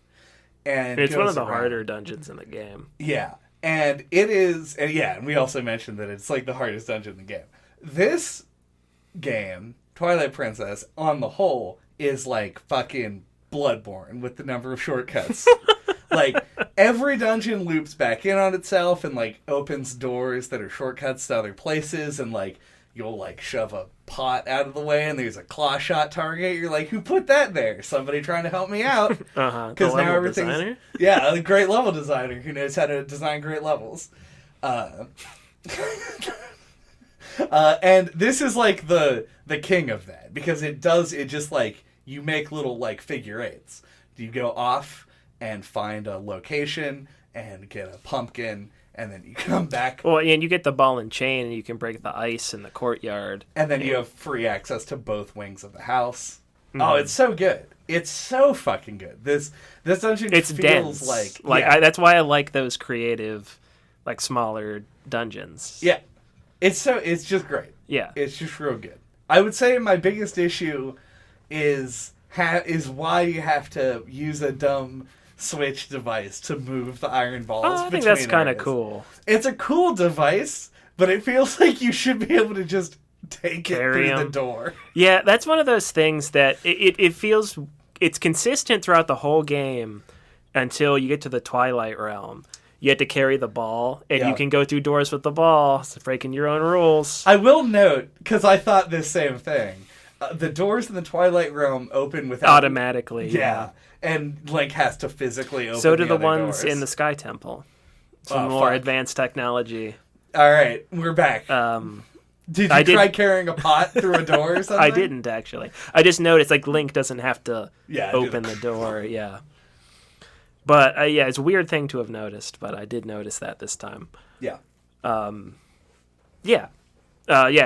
Peak is a standout for sure. It's got a lot of character, and it feels unique. If you come to the Zelda episodes for the favorite dungeon selection, Snow Peak Ruins gets a fucking gold star for both of us. Yeah, and my other favorite is the Desert Temple, which we already touched on a little bit. And it actually uses the wolf form. It has the creepy little skeleton men. And I know it references specifically the Forest Temple from Ocarina of Time with the post souls. But I think very well chosen reference, like, in place to do it and reason for it. I think it works really well.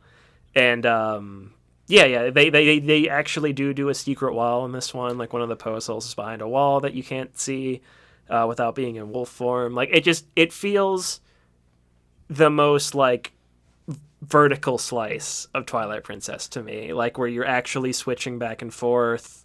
I just think it's really well designed. Yeah, and I think it closes out with a really cool boss, and then you get to the top of the temple, and you have the story Mirror of Twilight section. Yeah, the mirror chamber, and even getting to it is cool too. It's kind of like bookended with cool set piece stuff. Yeah, I think the one thing that holds it back for me from being, like, top one, I'm not sure exactly where I'd put it. We'll get there. We'll get a nice, concise top It's a 3. solid 2 for me. Yeah, this is like it's a number. It's a big number 2. It's a big number 2. It's at least like a top 4 for me. The one thing that holds it back for me, I think, in aggregate, is I just don't like the sand mechanic. I think that it is a little too finicky as to when you're able to, like, roll on it versus, like, when you're too deep to get back up. Yeah. And so it ended up, like, it claimed me many times during my...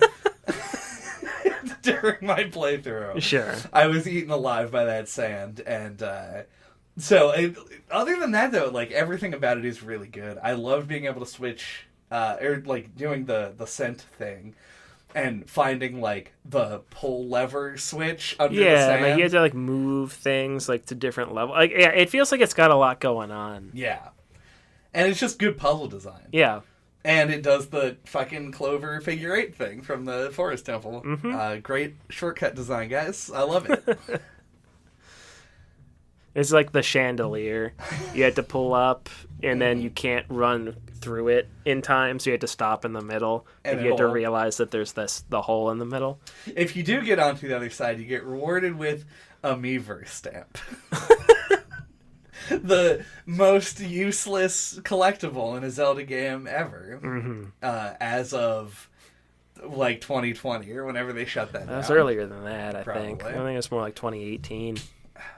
Only got 2 years to use the sad Zelda stamp. I don't remember what game I was playing, but I remember playing it after something on the Wii U after the Switch came out, and like all the Miiverse posts were just like, "Hope I get a Switch for Christmas." It was very sad right before it went down. Yeah. But anyway, yeah, that's and then this is also where you get the spinner. Yeah. Most underrated item of all time. No Clip official stamp. Most potential award goes to the spinner. Has lots of potential, and this is the dungeon that makes the most of it. So it definitely was cool. I love that room. That Tony Hawk room. Oh, yeah. Where I know the room. Yeah, where you just, like, platform with it. It's a super fun, good time that I enjoyed a lot. I don't love the boss. Star-Lord. Yeah. I think it's one of those ones that definitely benefits from doing it a few times. Like, if you know, like, when to jump to not fall down, the boss is much more enjoyable. I think it's just, I have an issue. Because you fight him entirely with the item almost. Yeah. Which is a rarity. You do like all the damage with it. Yeah. I liked the first part. Yeah, you spinning around the circle. Yeah, and then you drop in and like, you gotta dodge the fucking terracotta soldiers or whatever. And get to them. But the second half, I think what it is I don't like bosses where they go around in a tunnel. I don't like the one in Majora's Mask. Yeah. I don't like the chariot in Dark Souls 2. Yeah. No, just miss me with that shit, I guess. I don't know. I mean, that's fair. I also don't like those two bosses. But this one lands for me. But once again, might just be my familiarity. This is a cool fire-breathing skull. Yeah. That's a pretty neat cool thing. Yeah, I'm not going to say that isn't. But yeah, I don't know. And it's got a sense of speed to it, which is nice, I guess. Yeah. I really like... I'm coming around on Star-Lord. The presentation, I think, is cool. Like, I like how, like, you're pushed to the side of the frame, and that, like, Link himself actually physically spins on top of the spinner. It's just really cool. Yeah, it's good. I love Star-Lord. Best boss in the game. Best boss in the game. Number one boss. So, do you have any other favorites to call out? Or any that you want to talk about? There were definitely a couple things. But I'm drawing a quick blank. What's on your list? What's in your wallet? I kind of wanted to talk about the water temple a little bit. Because that's a temple that I thought was so complicated and difficult the first time I played the game. But on subsequent playthroughs, this felt so easy. And I think what it is just that, like, the dungeon is laid out in a circle. So it is both symmetrical on the X and Y axis, so it can be kind of disorienting as to where you are. But, like, if you can keep that in mind, it's actually pretty straightforward. Like, I just didn't know if you found it to be confusing. I was just curious about that. Yeah, this is one that I actually It's like you have to take the water from the top floor to the bottom floor on, like, both sides. Right, yeah. It's, like, the big thing that you're trying to do. Yeah, on this playthrough, so this is the second time I've played this dungeon. I had no memory whatsoever of it prior to this. Because I have blanked my memory. I did find it pretty complicated. One of the things that I was upset about is that there's, like, some vines on the wall in one of the bridge rooms that you can grab onto and jump into the water. And as far as I could tell, there was no good reason to do it. I ran around it with the iron boots all the way around the whole circumference of the dungeon. Like, there's got to be, like, a piece of heart or something in here, right? No. There doesn't appear to be anything there at all. It's just, like, some clams. Mm-hmm. But other than that, here's what I like about it. I think it is a very cool design from, like, if you're designing a dungeon, this is exactly the kind of thing that you want to come up with. It's like, it's got multiple levels. Mm-hmm. You can go to each level, and each door goes to somewhere else. Some of them are blocked off by these water wheels, and then you got to figure out, like, how to dump the water through them. And doing all of that, I think, was really satisfying. Yeah, I think the thing about it, at least in my head, that makes it really cool is there's that central idea of getting the water from one place to another, and, like, the water flows through the whole dungeon, so it could potentially do something different in each room. Like, it runs through each room on the way to, like, the next area, and it, like, does something. Like, it starts the thing spinning again, and, like, that changes the room in a different way. So I think, like, global stuff like that in a dungeon that you have to think about, like how different things affect something all the way across the dungeon from where it started, I think is really cool. Yeah. And this actually lines up with past no-clip opinions on dungeons. Us calling out that we like the dungeon in Majora's Mask where you knock the pillar out in the middle. Oh, yeah. And it changes globally the whole layout. Mm-hmm. Stuff like that, yeah. That definitely is good. I also like... because, like, I think it's, like, both good and bad in the way that it's presented, because... I agree. If you've gone through it and you know, like, what your goal is, it makes it very clear. It makes it way easier. Yeah. But when you don't know what's happening, like, before you activate one water thing, whatever, it is, like, completely baffling as to what it is you need to be doing. It's easy to fixate on, like, spinning the stairs around and being like, what the fuck does this do? And to fuck around with it and be like, I don't remember which position it started in and where it was going and where I need to go now. And you can kind of, like, curiosity can kill the cat. So it does it's a little bit, I would say it's a little over-designed. There's a lot going on, a lot of moving parts. It could use more, like, landmarks. I think that would solve the problems. Yeah, especially in that central room and then the areas leading out from it. Also, it is symmetrical to a fault, because the two areas that you go to release the water are the same room, but one of them is a little bit more derelict than the other one. Like, it's not different enough, to the point where I was actually concerned that I had gone in a big loop when I got to the second one. So, still cool though. Yeah. I just wanted to call it out as one that, like, I remember it being very confusing. Yeah, and every other time I've done it, it's felt very easy. But that just kind of comes with the territory with this kind of stuff. I think that is kind of like my thesis statement a bit on the design of this game a lot, is most of the stuff that I didn't like because it felt unintuitive or confusing or a little bit weird.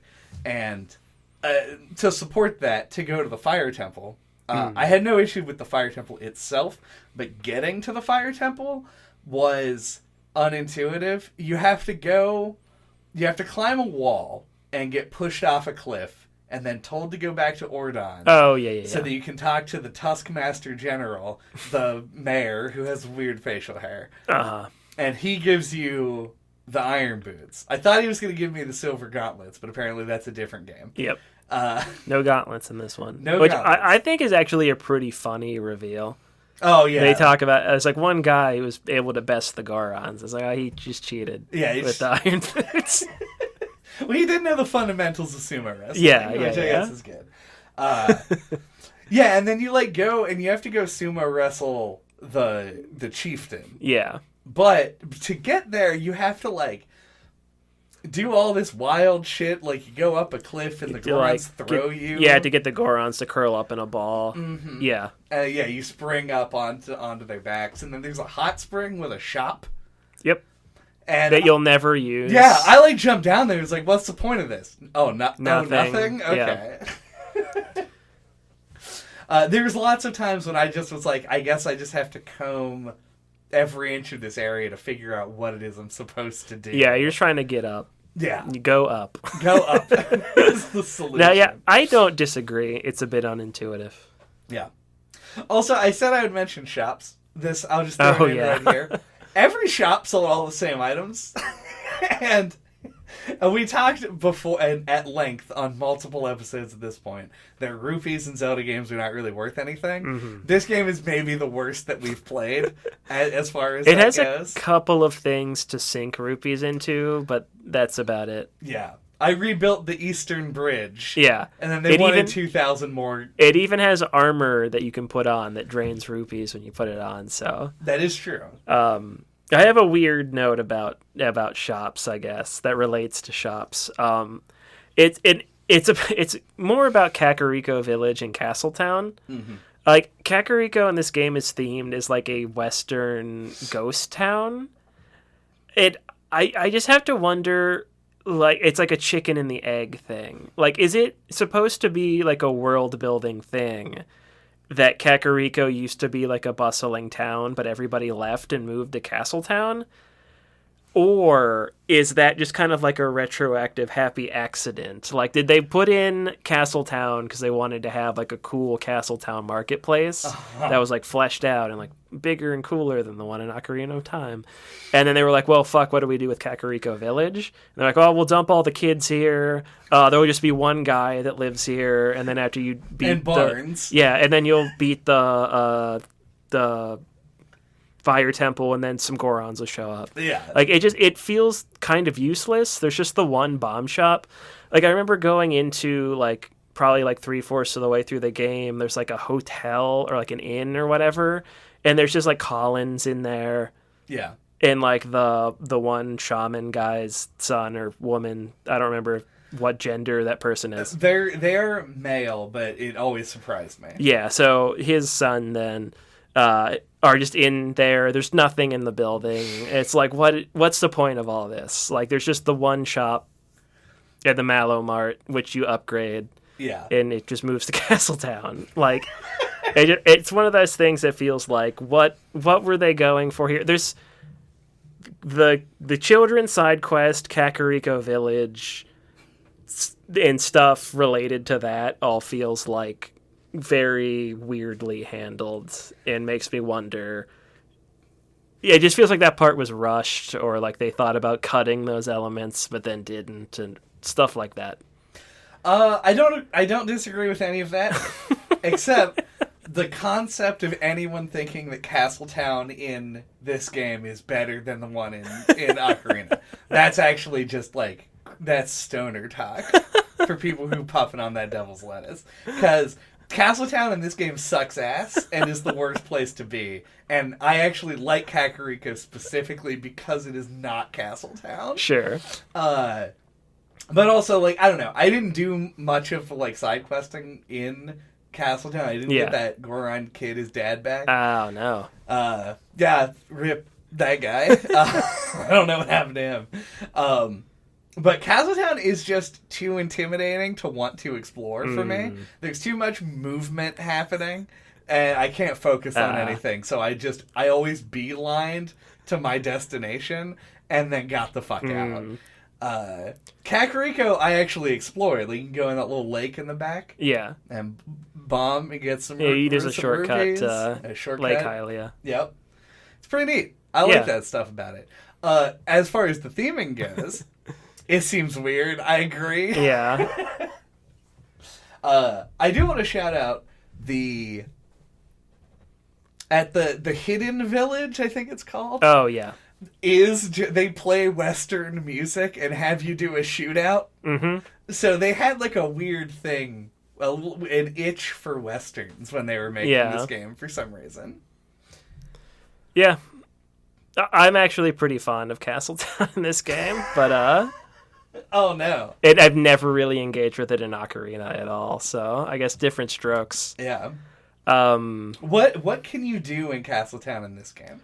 It's more just like the aesthetics of it for me, like the fact that it actually feels like a lively place. Like it's where Agatha is. It's where Thelma's Bar is. It's where the Star minigame is. The Mallow Mart goes there. Yeah. There's actually across from that, there's like a place where like some Gorons show up. It's like a really easy thing to miss because of the camera angles. Yeah. I mean, that's about it. Like, there's like a guy that you can give, like, I think it's like some thousand amount of rupees, gives you a piece of heart. There's not a ton of stuff there. It's just like the hat trick of making it feel like a real town is what I like. I like it like thematically, or like what it adds to the presentation. That's fair. I just didn't like being in it. Sure, yeah. And it's also got the Giovanni is also there. Yeah. So yeah, I do like being in it, I guess. Yeah, it's it triggers some here. agoraphobia for you. Mm-hmm. It's just too much going on. Yeah. Also, I remember being in there as a wolf one time and finding a bone. Oh yeah. And then there was a dog, and he followed me when I had the bone. Nothing happened after that, though. I'm sure there was something I could have done. That happens when you're a human, too. I don't know if that's just supposed to be a cute thing, or if he can, like, find something for you. Probably like a piece of heart or something. Yeah, I don't remember. Okay. So we were talking about dungeons. Oh, yeah. I don't know if you had more to say.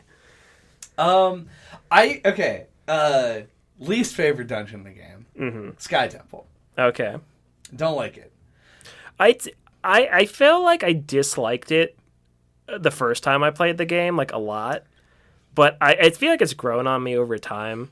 I like the weird music, and I like the ukukus, or whatever they're called. Yeah. Because they're, like, themed after, like, an M.C. Escher painting, and I think that's, like, weird and cool. And, like, some of them, like, walk on the walls, like, in the painting. Yeah. Which is fun. It has some cool puzzles, I think. Like, I really like having to grab onto the grate and lower down to, like, pull the thing. It's, like, one of the last puzzles you do to, like, make the big propellers turn. Yeah. I think that's really cool. Like, that's, once again, like, spatial stuff. Like, you have to realize you can do that.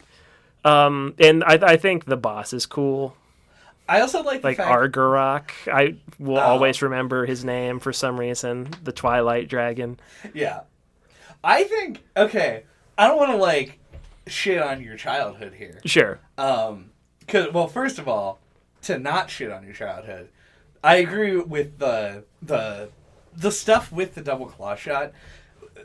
While it's not my favorite, the stuff that I like that it's the only instance of...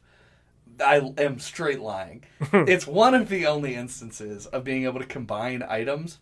Oh, yeah, with the iron boots. Yeah, but when you do it in the menu with, like, the bombs and stuff, it doesn't feel the same as when you're hanging there and then you put the iron boots on and you have more weight to pull stuff down. Yeah. That feels good. It's the best version of combining items, is what I meant to say. Yeah. And also, definitely not talking about those okukus, because they're amazing. I love them, and I also love the music. So that's all true and good. Mm-hmm.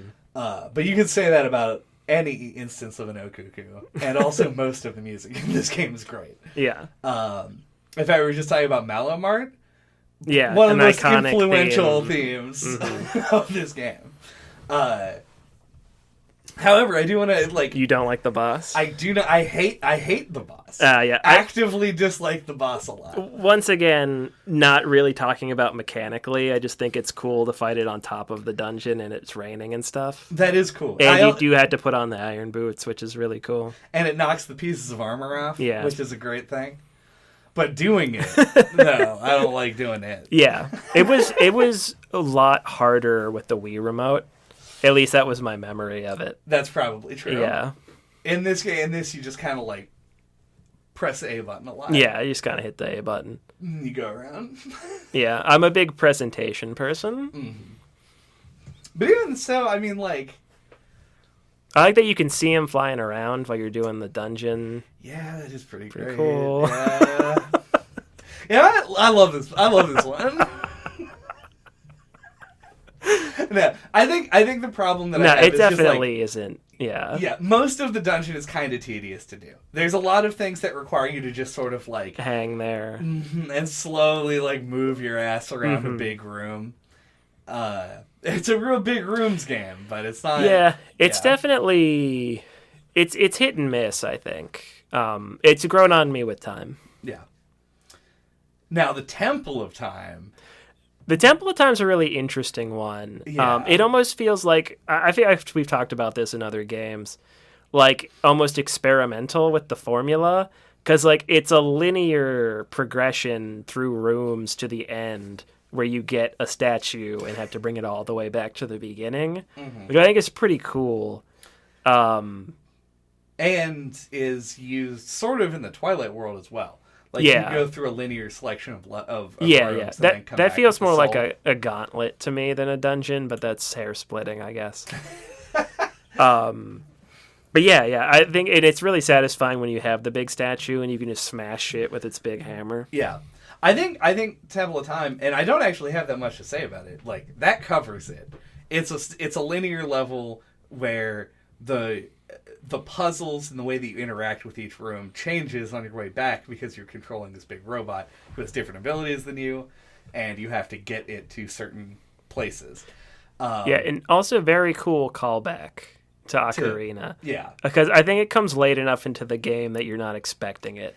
And especially you've already gotten the Master Sword, and then you come back. Yep. And it's oh shit, the Temple of Time was here the whole time. Here's the music. Remember? I like that the doors open and it's black and white, and then you pass through and it washes in. Pretty cool. Pretty cool. I don't like having to do the exact same Skull Kid following Lost Woods thing, but it's padding. Yeah, it's padding. I think probably one of the easiest versions of the Lost Woods puzzle. Potentially the easiest. Yeah, because you have both audio cues and visual cues. Mm-hmm. But, Yeah. Nothing much to say about it. It's the Lost Woods. It's the Lost Woods, but easy. It's easier than the one in Prince of Persia. Yeah, that's for sure. But yeah, I think not a ton to say, but I think the Dominion Rod mechanics are really cool and interesting. It was one of the few instances where I went into a room, recognized instantly that there was a puzzle that was going to require the Dominion Rod, and remembered and came back and did the puzzle. Yeah. With the one with the slots. Yeah. You throw the statue in. So this is going to be my number 2. On my top 3 list, I think I'm going... That's kind of surprising, but also not that surprising at the same time. I think I'm locking it in. Snow Peak Ruins, Temple of Time, and then... Arbiter's Grounds? Arbiter's Grounds! That's the desert. Yeah. I might like that one.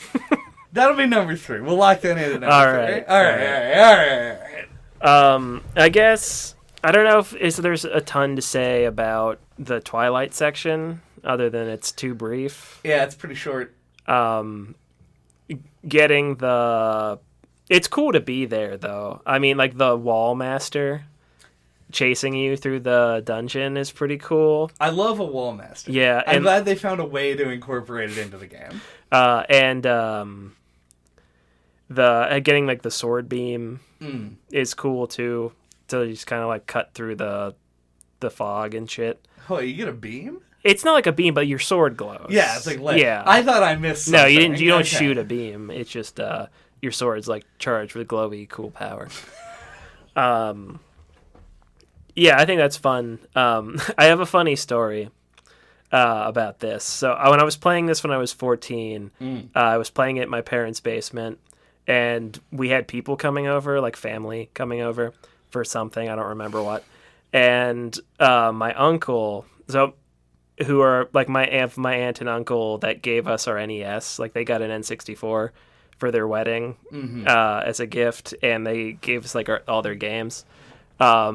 One of which was like Zelda 2 and not Zelda 1. I don't know if they kept that or they didn't have it. But so they played video games, and he came in, like I was still playing it in the basement, and he looked, I was in the Twilight realm, and he was just like watching me play it for a second, and he was just like, this used to be such a nice, simple game.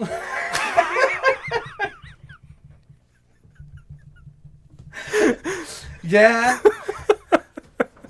It gets pretty complicated. Like the whole Twilight realm thing, I guess, if you're just dropped into that, maybe doesn't look the most Zelda. No. But I just always thought that was funny. But anyway, and then it leads up to Zant, whose character is ruined in one fell swoop. I don't agree. You think? I think justice for Zant. Because, like, here's my perspective on it. It's like I described him earlier. He's very imposing, and he seems so, like, calm. And, like, he seems like one of those, like, intelligent villains that's, like, got everything planned out, like a Gus from Breaking Bad or something. And then, like, we talked about this a little in Majora's Mask about... And we were actually wrong about this. I wanted to amend this. Oh, good. We talked about how it turns out not actually Bone Springs. Yeah, go figure. But we talked about how we're like, oh yeah, like the final form of Majora's Mask is just weird, wacky form that just like jumps around and stuff. That's actually not the final form of Majora's Mask. It's actually Majora's Wrath. That's the final form. It's bigger. So we were wrong about that. But, like, I think taking him from being that, like, really menacing, collected character to making him, like, a weird psychopath, it's just really jarring. Like, I think if he'd always been characterized that way, it would have been fine. It just feels like so the opposite of what he had been portrayed as up to that point. That's what I don't like about it. No, I can give you that. I kind of just wish he would have just been the bad guy. They just had to, like... It almost feels like an insult that they were like, cool, menacing, bad guy Zant. Now we're going to make him a weird, goofy, childish psychopath man. And so Ganondorf has to step in and, like, fucking be the real threat. Yeah. If you listen to his dialogue, and by listen I mean read, because the game does not have voice acting... If you read the dialogue, it's not like he is going insane. No, it's just like he has like a temper tantrum. Yeah, but it's all visual, right? Like he starts flipping around and like bending over and doing weird stuff. I perceive it less as him being a childlike madman, and instead that being like that's his fighting style, right? Because when he actually fights you, he like. Just like flails intensely and does spin attack moves, which like you can be brooding and still do spin attacks. Maybe not in a narrative, but like in real life, that's totally fine. If that's just your shit, that's what you do. That's the best defense that I got for it. Otherwise, it's not super great. Yeah, the voice acting that is there. Isn't great. No, it's just like a bunch of yeah, and which is like so not at all. Like there's a part like the part that I mentioned where he like almost kills Midna. Like that, like the thing. He's like a face shield on his mask. that goes up, and like he like leans in and like whispers something really creepy. It's just like classic villain shit. Like it almost feels like Hannibal Lecter like leaning in and doing something like really creepy that really like gets under your skin. Yeah. I don't know. He just comes off as so. Yeah, I've already said it a million times. He seems one way, and then he just kind of like bounces off the walls, and it just doesn't feel like it matches. Yeah, I also think that his boss fight doesn't do him a ton of favors. No, yeah, it's just like a boss rush thing. Yeah, it would have been much better because like it's a boss rush in the weirdest way, where it's like you're in the areas and they guide you what to items to use, but in every version of it, it's just him shooting projectiles at you. Yeah, it just seems weird. I don't know. Yeah, it's a big disappointment, I think. Yeah, I am not, however, disappointed in the fact that like at the last second, Ganondorf shows up at the final boss, because I do like when I think of Twilight Princess. Zant is the villain of this game. Yeah. The fact that Ganondorf shows up to be the final boss is just sort of like a formality. Yeah, it's a Zelda thing. That doesn't need to happen. It sure doesn't. And they don't need to make you turn into a dog to throw him to the side one time. Yeah, it's not that like I like think it's like like bad or anything that you finish out the game fighting Ganondorf. It feels like such a missed opportunity. I mean, I think it's, to be fair, I think it's a little bad. Yeah. Well, okay. But, like, I mean, like, it's not even, like, so much that I'm like, oh, fucking, they had to do this. Mm-hmm. Like, I think I talked about this on the God of War episode, like, how they introduced Blades of Chaos? Oh, the things like, the chain swords.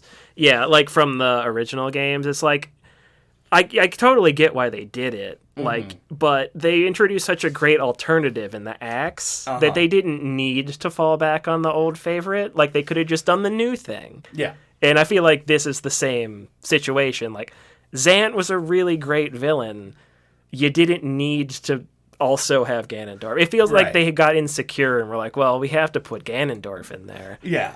What is it? A Minish Cap just had Vadi as the bad guy. Right. Like, just have Zant be the bad guy. And they did this in Skyward Sword. It was like Girahim was the bad guy, and then they had to have not Ganondorf, a.k.a. Demise, be the bad guy at the end. It's like, you just don't need to do it. Yeah. Do something different.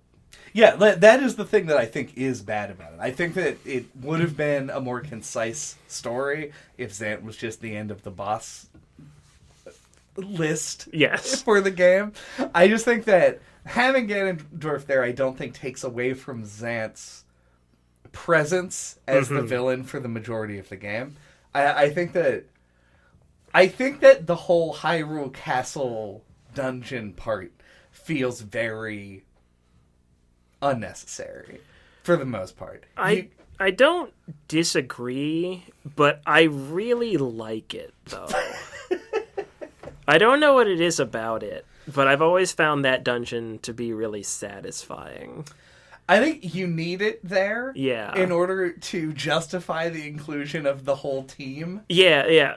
Like every Zelda game, or like all the 3D ones, I think anyway, that at least have Hyrule Castle in them, have a little castle dungeon at the end. Yeah.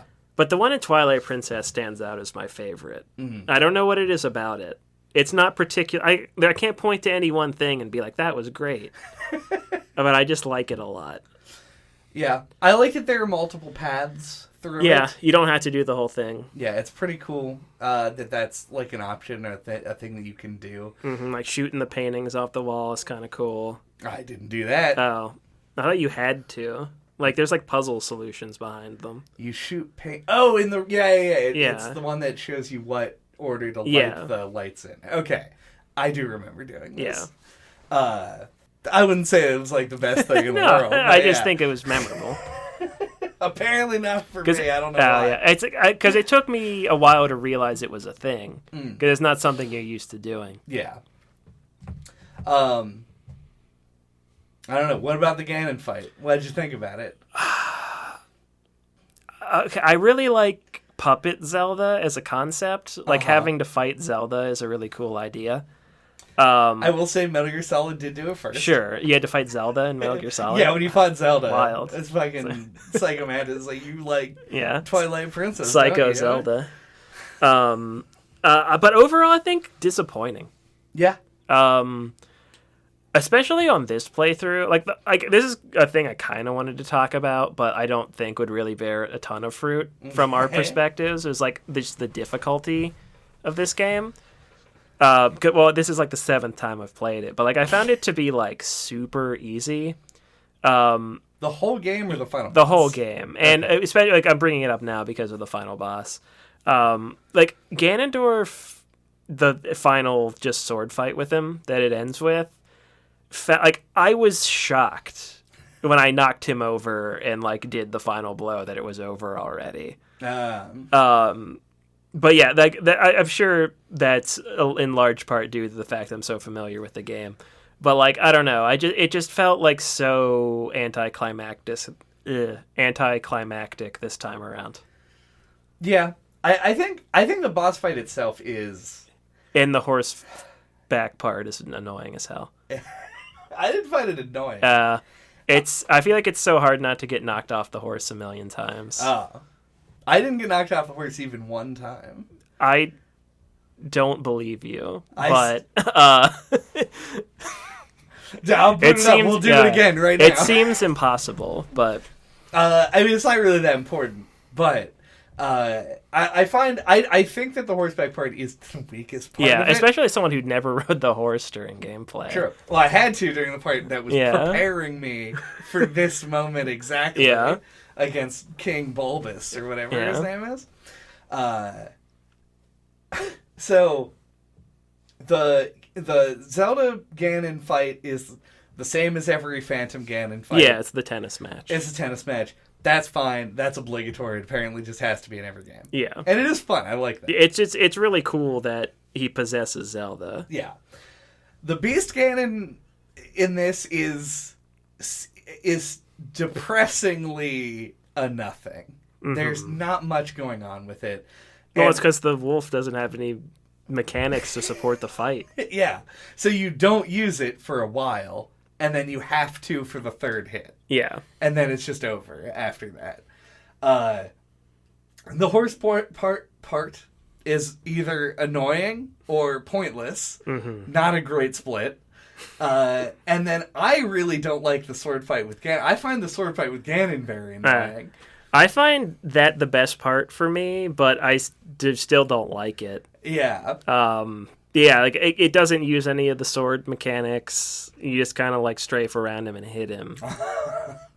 It's not like the Ganondorf. Like the special moves just don't work on him. Like you can't leap around him and do shit. Yeah. Or at least not consistently. No, when you hit him with the shield, he just kicks He just kicks you. Yeah, like it just feels disappointing. I will say I am happy to finally know where Ganon's forward tilt comes from. Oh, in Smash Brothers. It's that kick is what it is. But yeah, I agree. It is just like you look at Ocarina, which this game gets compared to all the time. For obvious reasons. Yeah. You have a Ganon fight that is dynamic. And, like, you can use different items to do things to him in different ways. To attack his tail or whatever, you get around back. Yeah. And you get him with the hook shot. Or you stun him and throw bombs or whatever. Like, and this just felt like... Yeah, you don't have the Master Sword, yeah. Yeah, I have no reason not to just hit him with a sword in this. Well, that's what they want you to do. Yeah. And it sucks. Like, I would love to use the Link arsenal, the fucking trademark of the Zelda franchise, in the final boss. And yeah, you just hit him with a sword. Yeah, it feels like they want it to just be the classic, like, these are the final tests for the different parts of the game. Like, you have the wolf part, the horseback part, and the sword fighting part. Yeah, and it feels suitably climactic. Mm-hmm. As I said, like, just, like, presentation-wise. But yeah, like, I think it feels like just disappointing as far as like enjoyable boss fights go. Yeah. It is really cool to like come out onto the top of the castle, like you come up the stairs. Yeah. Like, that's pretty epic. But that's the positive thing I'm saying about it. Just being on top of a castle, pretty cool. It is. It's crazy that after all this build-up, and us largely being positive on most of this game, that the fucking final boss is like the biggest letdown of the whole thing. Like, as far as like bosses go, it's like literally like bottom 2 for me. It is weak. I'm trying to think. I don't know. It might be the worst Zelda final boss that I can think of. I'm talking about bosses in in Twilight, the game. I like Baboon Ass better than Ganondorf. I don't know if I'd go that far, but he's pretty low. He's D tier. He's D tier. The Baboon Ass is B tier, obviously, for Baboon Ass. Anyway. For booty. For booty. You have a big old list of things. Did we I feel like we just wrap it up. Yeah. No, we didn't really talk about Midna, which I did want. I would like to close out with that. Let's close out with that. I mostly just want to maybe just do a Midna worship session. No, I just think she's a really cool character. For my money, she's easily the best Zelda companion. She's actually got a personality. It's the first instance of voice acting, and they use the little gibberish, scrambled language to, like, I think, great effect. She has like an arc, like she starts out just kind of using Link, and then like she grows to care about him, and Zelda does like a sacrifice for her, etc. It has the cool set piece in the middle of the game where she's like dying. Yeah, very cool. Like, you just get very attached to her over the course of the game, and I think the ending's actually really touching. Not to get too sappy, but like her actually like saying goodbye to Link and like breaking the mirror is, I actually think, a pretty effective moment. Yeah, I would agree with all that. I think some of the best like deliberate storytelling that Zelda's ever done.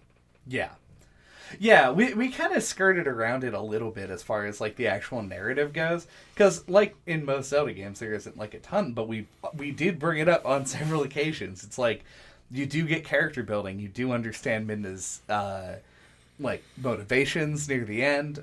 She has a personality, which is nice. And the fact that like, and it carries it's like weird thing to call out, but it's persistent when she changes back to like a Twilight. Yeah, she doesn't like act different. Yeah. Like maybe like Tetra and Zelda in Wind Waker. Yep. And that is also the King of Red Lions is the king of Zelda companion characters, but Midna definitely close second. You got to quote Matthew Matosis once. I did. I'm going to bring something up that I think he might have said. I haven't watched his video in years, though. Sure. There's a sequence that you just mentioned where Midna's dying, and you have to take her back. And you have to go through Hyrule Field, and there's this fantastic piano track that just keeps getting interrupted by other music. Yeah. I think it wasn't in that video. Oh, yeah. Okay. He brings this up. Yeah. I think I remember hearing that and going like, what a nitpick garbage point. And then when I played it this time, I was like, holy shit. Like, it's so bad. Because the music is so good. And the other music isn't like fucking bad. It's just the weird combat music. Yeah, that just like busts in and ruins the experience. It makes me very upset. Yeah, I completely agree with his point, but I don't find it to be that big of a deal. Like, I would much prefer it to just not interrupt the music, but personally don't find it to be that big of a deal. Dude, it's such... I mean, I agree. The gravity of the moment. I don't think it ruins the moment. It took me out of it. Yeah. I went right back to playing Cookie Clicker. The most immersive game. Yeah. All right. Do we have spinner thoughts? Farron thoughts? Do we have Farron thoughts? Okay, so my Farron thoughts are too big to condense, but I'll give it a shot. So yeah, as I've said multiple times, this game came out when I was 14. It was my first full Zelda game. I had rented Ocarina from Blockbuster, and I had recently gotten Phantom Hourglass on the DS. And I had played a little bit of that. But this is the first Zelda game I played all the way through. And I think that's why I'm so attached to it, for obvious reasons. And there, as I said, or kind of alluded to in the first half of the podcast, I feel like there was a point in time where this game's like quality was debated among people who are big nerds, like to talk about Zelda on the internet. And I feel like there's a lot of the criticisms of like the beginning of the game in the wolf form are totally valid. But it's always compared to Ocarina of Time because it's very much like a follow-up to it.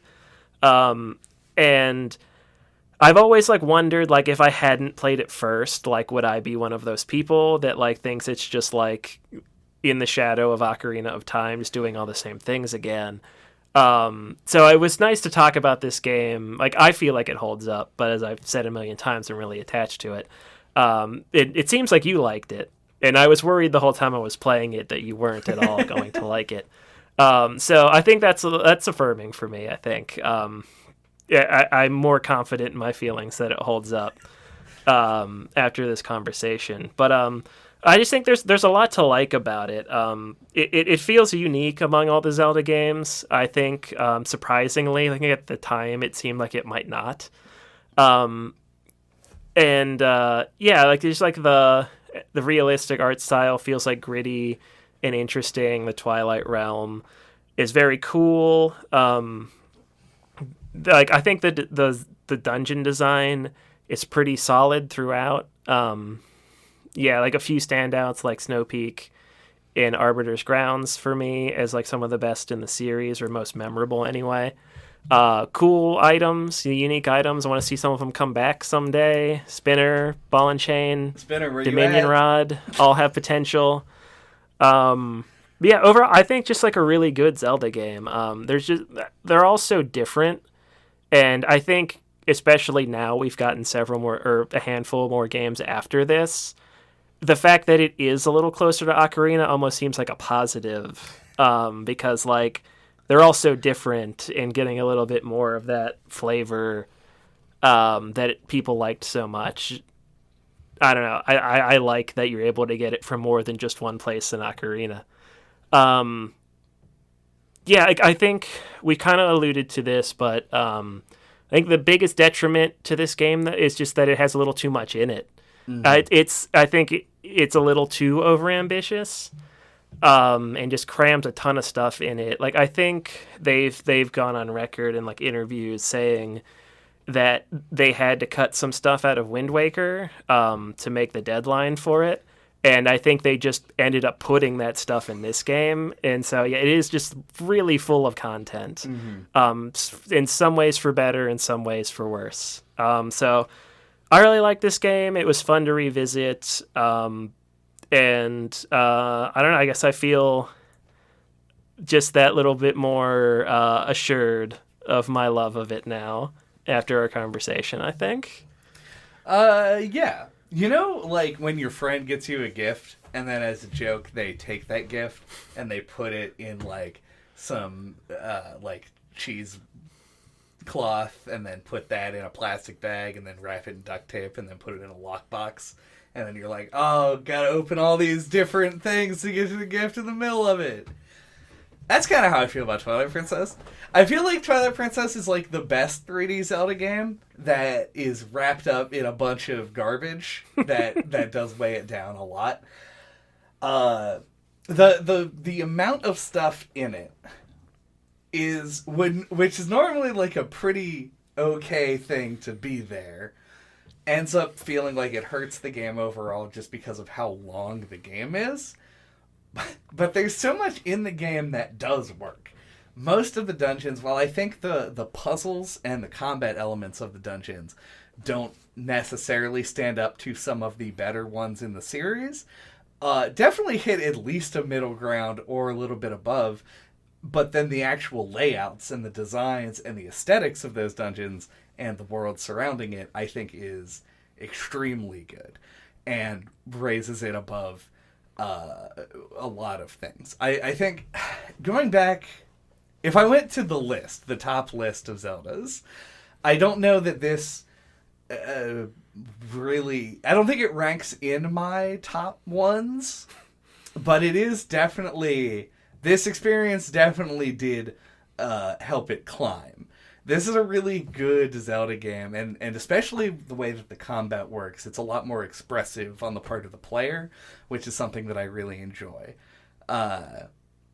So, yeah, I would say it's safe to assume that this game does, in fact, hold up the way that you think it does. And, hell yeah. Yeah. And I did really enjoy a lot of the parts of it that I just didn't... There were just some things that felt like they really padded out a game that was like 50 hours long, which is... I would say that goes into the category of unnecessary padding. Yeah, having played it a bunch before, like, my playthrough came in at 30 hours. Well, my playthrough via the pause screen says that I played it for like 210. But those are mostly aspirational hours. Those are hours when the console was on and I was going, I'll play it today. But that was a lie that I told myself. Mm-hmm. But I think roughly 50 is probably how much I spent on the game actually. Anyway, yeah, that's that. Good game. I liked it. Fun times. Hell yeah. Those are my spinner thoughts. Thank you. Thank you for listening to No Clip this week. What are we talking about next time? Ho, ho, ho. This isn't really Christmas themed at all. It's December. It has childhood vibes. It does have childhood vibes. Next time, we're going to be talking about Space Station Silicon Valley. Just Google it. It's an N64 game. It's an N64 puzzle platformer game. Made by Rockstar. Made by Rockstar before they were Rockstar. And you play as a robot in a computer chip form. Bear with me. Next time. All right. All right. Until that time, you can get a hold of us. All of our contact information is on our website at noclippodcast.com or on splattershot.pro. There, you can find links to our Twitter account, our email address, the YouTube channel, our Discord, where you can talk about the games or suggest new ones for us to play.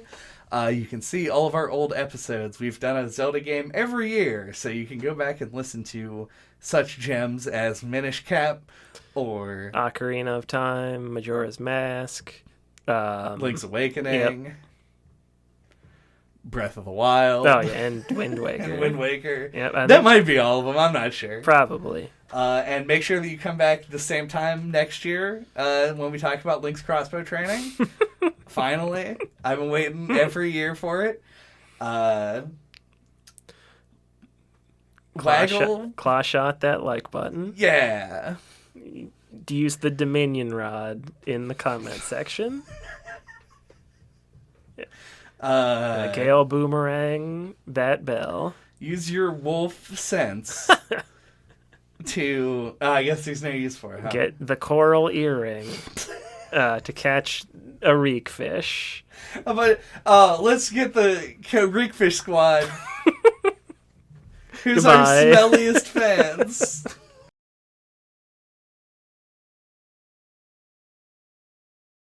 It just didn't feel right with Seth Green, you know what I'm saying? Yeah.